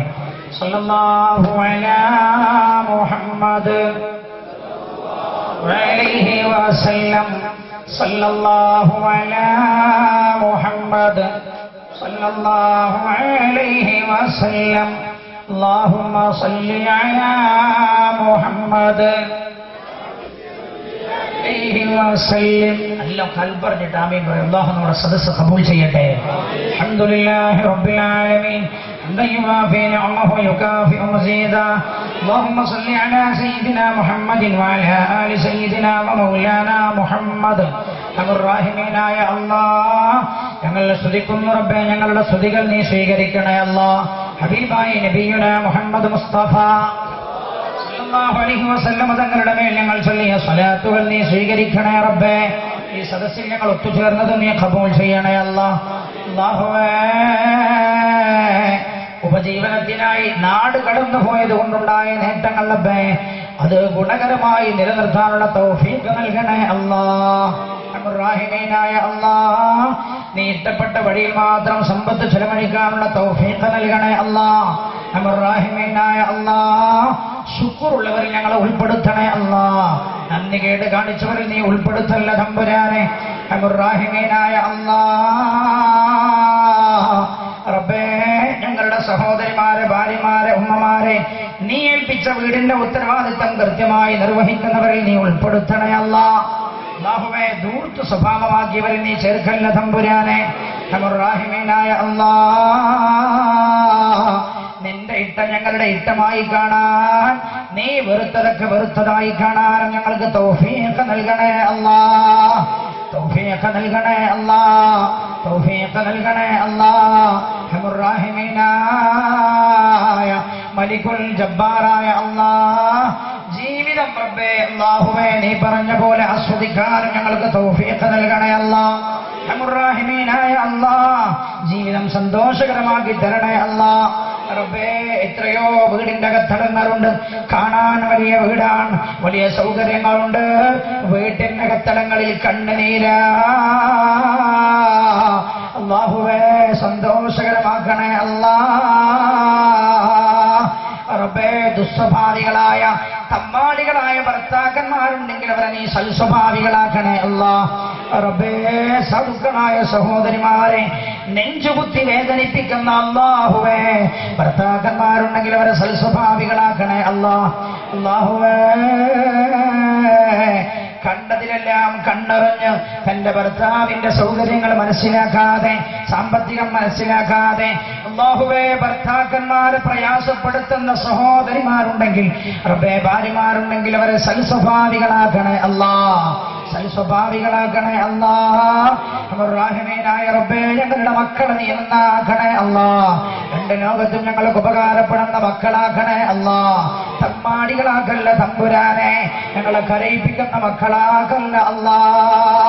റബ്ബേ, കഷ്ടപ്പെട്ട് ഞങ്ങൾ വളർത്തി പഠിപ്പിച്ച് അല്ലാഹുവേ, ഞങ്ങൾ പ്രതീക്ഷിക്കുന്ന ഒരു കാലം വരുമ്പോഴേ ഞങ്ങൾ വിട്ടോടി അകലുകയും റബ്ബേ, ജീവിതം മുഴുവൻ മനസ്സിന്റെ ടെൻഷനായി കണ്ണുനീരായി ജനങ്ങൾക്കിടയിൽ ഇറങ്ങി നടക്കാൻ കഴിയാതെ അല്ലാഹുവേ അഭിമാനക്ഷതമേറ്റവരായി ഞങ്ങളെ മാറ്റല്ല തമ്പുരാനെ.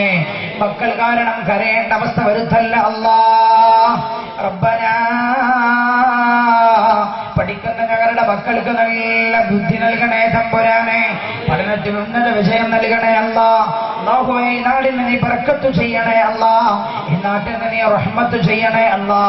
റബ്ബേ, പ്രവാസികളായ ഒരുപാട് സഹോദരങ്ങൾ റബ്ബേ, ഈ നാടിന്റെ എല്ലാവിധ ഉയർച്ചക്കും കാരണം തമ്പുരാനെ പ്രവാസ ലോകത്തേക്ക് റബ്ബേ ഞങ്ങളുടെ സഹോദരങ്ങൾ കടന്നുപോയതാണ് അല്ലാ. പല രാജ്യങ്ങളുടെയും നിയമങ്ങളും ഒരുങ്ങിക്കൊണ്ടിരിക്കുകയാണ്, നിയമക്കുരുക്കുകൾ വരികയാണ് അല്ലാ.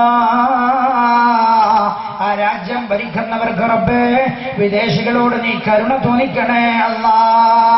റബ്ബേ, ഞങ്ങളുടെ മുമ്പിൽ തുറന്നു നിന്ന കവാടങ്ങളൊന്നും നീ കൊട്ടിയടക്കല്ല തമ്പുരാനെ, കൊട്ടിയടക്കല്ല തമ്പുരാനെ. പടച്ചോനെ, ദോഷങ്ങളെമ്പാടും ഉണ്ടായിട്ടുണ്ടെങ്കിലും റബ്ബേ, നിന്റെ മഹല്ലുകൾ ശക്തിപ്പെട്ടത്, സ്ഥാപനങ്ങൾ ഉയർന്നു വന്നത് എത്രയെത്ര സ്ഥാപനങ്ങളാണ്, മദ്രസകളാണ്, സംവിധാനങ്ങളാ അല്ലാ. പ്രവാസികളുടെ അകമടിഞ്ഞ സഹായമാണ് തമ്പുരാനെ, നീ ബർക്കത്ത് ചെയ്യണേ അല്ലാ. അല്ലാഹുവേ, ഞങ്ങളുടെ സ്ഥാപനങ്ങളെ സഹായിച്ചത് നീ സ്വീകരിക്കണേ തമ്പുരാനെ. വിവാഹപ്രായമെത്തി നിൽക്കുന്ന പെൺമക്കളുണ്ടവർക്ക് അനുയോജ്യമായ ഭർത്താക്കന്മാരെ നൽകണേ അല്ലാ. റബ്ബേ, സ്വന്തമായ ഒരു വീടെടുക്കാൻ കഴിയാത്തവരുണ്ട് റബ്ബേ, അവർക്ക് സ്വന്തമായ ഒരു വീടെടുത്ത് താമസിക്കാനുള്ള തൗഫീഖ് നീ നൽകണേ അല്ലാ. അനുഗ്രഹം നീ നൽകണേ അല്ലാ. റബ്ബനാ റഹ്മാനായ അല്ലാ, മക്കളില്ലാത്തതിന്റെ വേദനയിൽ കഴിയുന്നവരുണ്ട് റബ്ബേ, അവർക്ക് നീ സ്വാലിഹായ മക്കളെ കൊടുക്കണേ അല്ലാ. അല്ലാഹുവേ, പലരുമുണ്ട് റബ്ബേ ദുആ ചെയ്യാൻ ഏൽപ്പിച്ചവർ മരണപ്പെട്ടവർക്ക് വേണ്ടി അവരുടെ ഖബറിടങ്ങൾ നീ വെളിച്ചമാക്കി കൊടുക്കണേ അല്ലാ, വെളിച്ചമാക്കി കൊടുക്കണേ അല്ലാ. റഹ്മാനായ റബ്ബേ, അല്ലാഹുവേ, രോഗികളുണ്ട് റബ്ബേ, ദുആ ചെയ്യാൻ ഏൽപ്പിച്ചവരുടെ കൂട്ടത്തിൽ അവരുടെ രോഗങ്ങൾ നീ സുഖപ്പെടുത്തി കൊടുക്കണേ അല്ലാ. ഞങ്ങളുമായി ബന്ധപ്പെട്ട പലരുമുണ്ട് റബ്ബേ, മരിച്ചുപോയവർ അല്ലാ. വിശുദ്ധമായ റമളാനിൽ മരിച്ചവർക്ക് ലഭിക്കുന്ന മഹത്വം അവർക്ക് നീ നൽകണേ അല്ലാ. സ്വർഗത്തിൽ അവരെയും ഞങ്ങളെയും നീ ഒരുമിച്ച് കൂട്ടണേ അല്ലാ. റബ്ബനാ, ശരീരം കീറി മുറിക്കപ്പെടേണ്ട രോഗം നൽകല്ല തമ്പുരാനെ. പോസ്റ്റ്മോർട്ടം ചെയ്യപ്പെടേണ്ട മരണത്തിന് ഞങ്ങളെ വിധേയരാകല്ല അല്ലാ. അല്ലാ, മരിച്ചിട്ട് വിശുദ്ധ ഖുർആൻ ഓതുന്ന സ്ഥലത്ത് ഞങ്ങളെ കിടത്തേണ്ടതിന് പകരം തലമണ്ട അടിച്ചു പൊട്ടിക്കുകയും നെഞ്ചു കുത്തിക്കുകയും ഒക്കെ ചെയ്യുന്ന മരണത്തിന് ഞങ്ങളെ വിധേയരാകല്ല അല്ലാ, വിധേയരാകല്ല അല്ലാ, വിധേയരാകല്ല അല്ലാ. റബ്ബനാ, ഞങ്ങളുടെ മരണം നീ നന്നാക്കി തരണേ റബ്ബേ. ലാ ഇലാഹ ഇല്ലല്ലാഹ് എന്ന് ഉച്ചരിച്ചുള്ള മരണമാക്കി തരണമേ തമ്പുരാനെ. റബ്ബനാ, ഈ മഹത്തായ പരിപാടിക്ക് വേണ്ടി സഹായ സഹകരണങ്ങൾ ചെയ്ത ഈ നാട്ടിലെയും മറുനാട്ടിലെയും സഹോദരങ്ങളുണ്ട്, പ്രവാസികളടക്കം റബ്ബേ, അവർക്കൊക്കെ നീ അർഹമായ പ്രതിഫലം നൽകണേ അല്ലാ. റബ്ബേ, ഞങ്ങളോടുകൂടെ ഈ പരിപാടി സംഘടിപ്പിക്കാൻ ഓടി നടക്കേണ്ടിയിരുന്ന അല്ലാഹുവേ ഞങ്ങളുടെ സുഹൃത്തുക്കൾ, ചെറിയ ചെറിയ ഞങ്ങളുടെ സുഹൃത്തുക്കളൊന്നാഹുവേ, ചെറിയ പ്രായത്തില് അവർ ലോകത്തോട് വിട പറഞ്ഞു പോയത് അല്ലാ. ആരടി മണ്ണിന്റെ ചുവട്ടിലാണവർ, അവർക്ക് നീ പുറത്തു കൊടുക്കണേ അല്ലാ. അവരുടെ ഖബറിടം നീ വെളിച്ചമാക്കി കൊടുക്കണേ അല്ലാ. റബ്ബേ, നന്മയിൽ പങ്കാളികളായ ഞങ്ങളുടെ സുഹൃത്തുക്കൾക്ക് ദീർഘായുസ്സും ആഫിയത്തും നൽകണേ അല്ലാ. ربنا تقبل منا إنك أنت السميع العليم وتب علينا إنك أنت التواب الرحيم. آمين برحمتك يا أرحم الراحمين. وصلى الله تعالى وسلم على خير خلقه سيدنا محمد وعلى آله وصحبه أجمعين. سبحان ربك رب العزة عما يصفون وسلام على المرسلين والحمد لله رب العالمين. صلى الله على محمد عليه وسلم صلى الله على محمد صلى الله عليه وسلم اللهم صل على محمد يا ربي صل عليه وسلم صل على جميع الأنبياء والمرسلين والحمد لله رب العالمين. നമ്മളെല്ലാവരും ദുആ ചെയ്യണമെന്ന് ഓർമ്മപ്പെടുത്തുന്നു. നാളെ നമുക്ക് കാണാൻ അല്ലാഹു തൗഫീഖ് ചെയ്യട്ടെ. അസ്സലാമു അലൈക്കും വറഹ്മത്തുള്ളാഹി വബറകാതുഹു.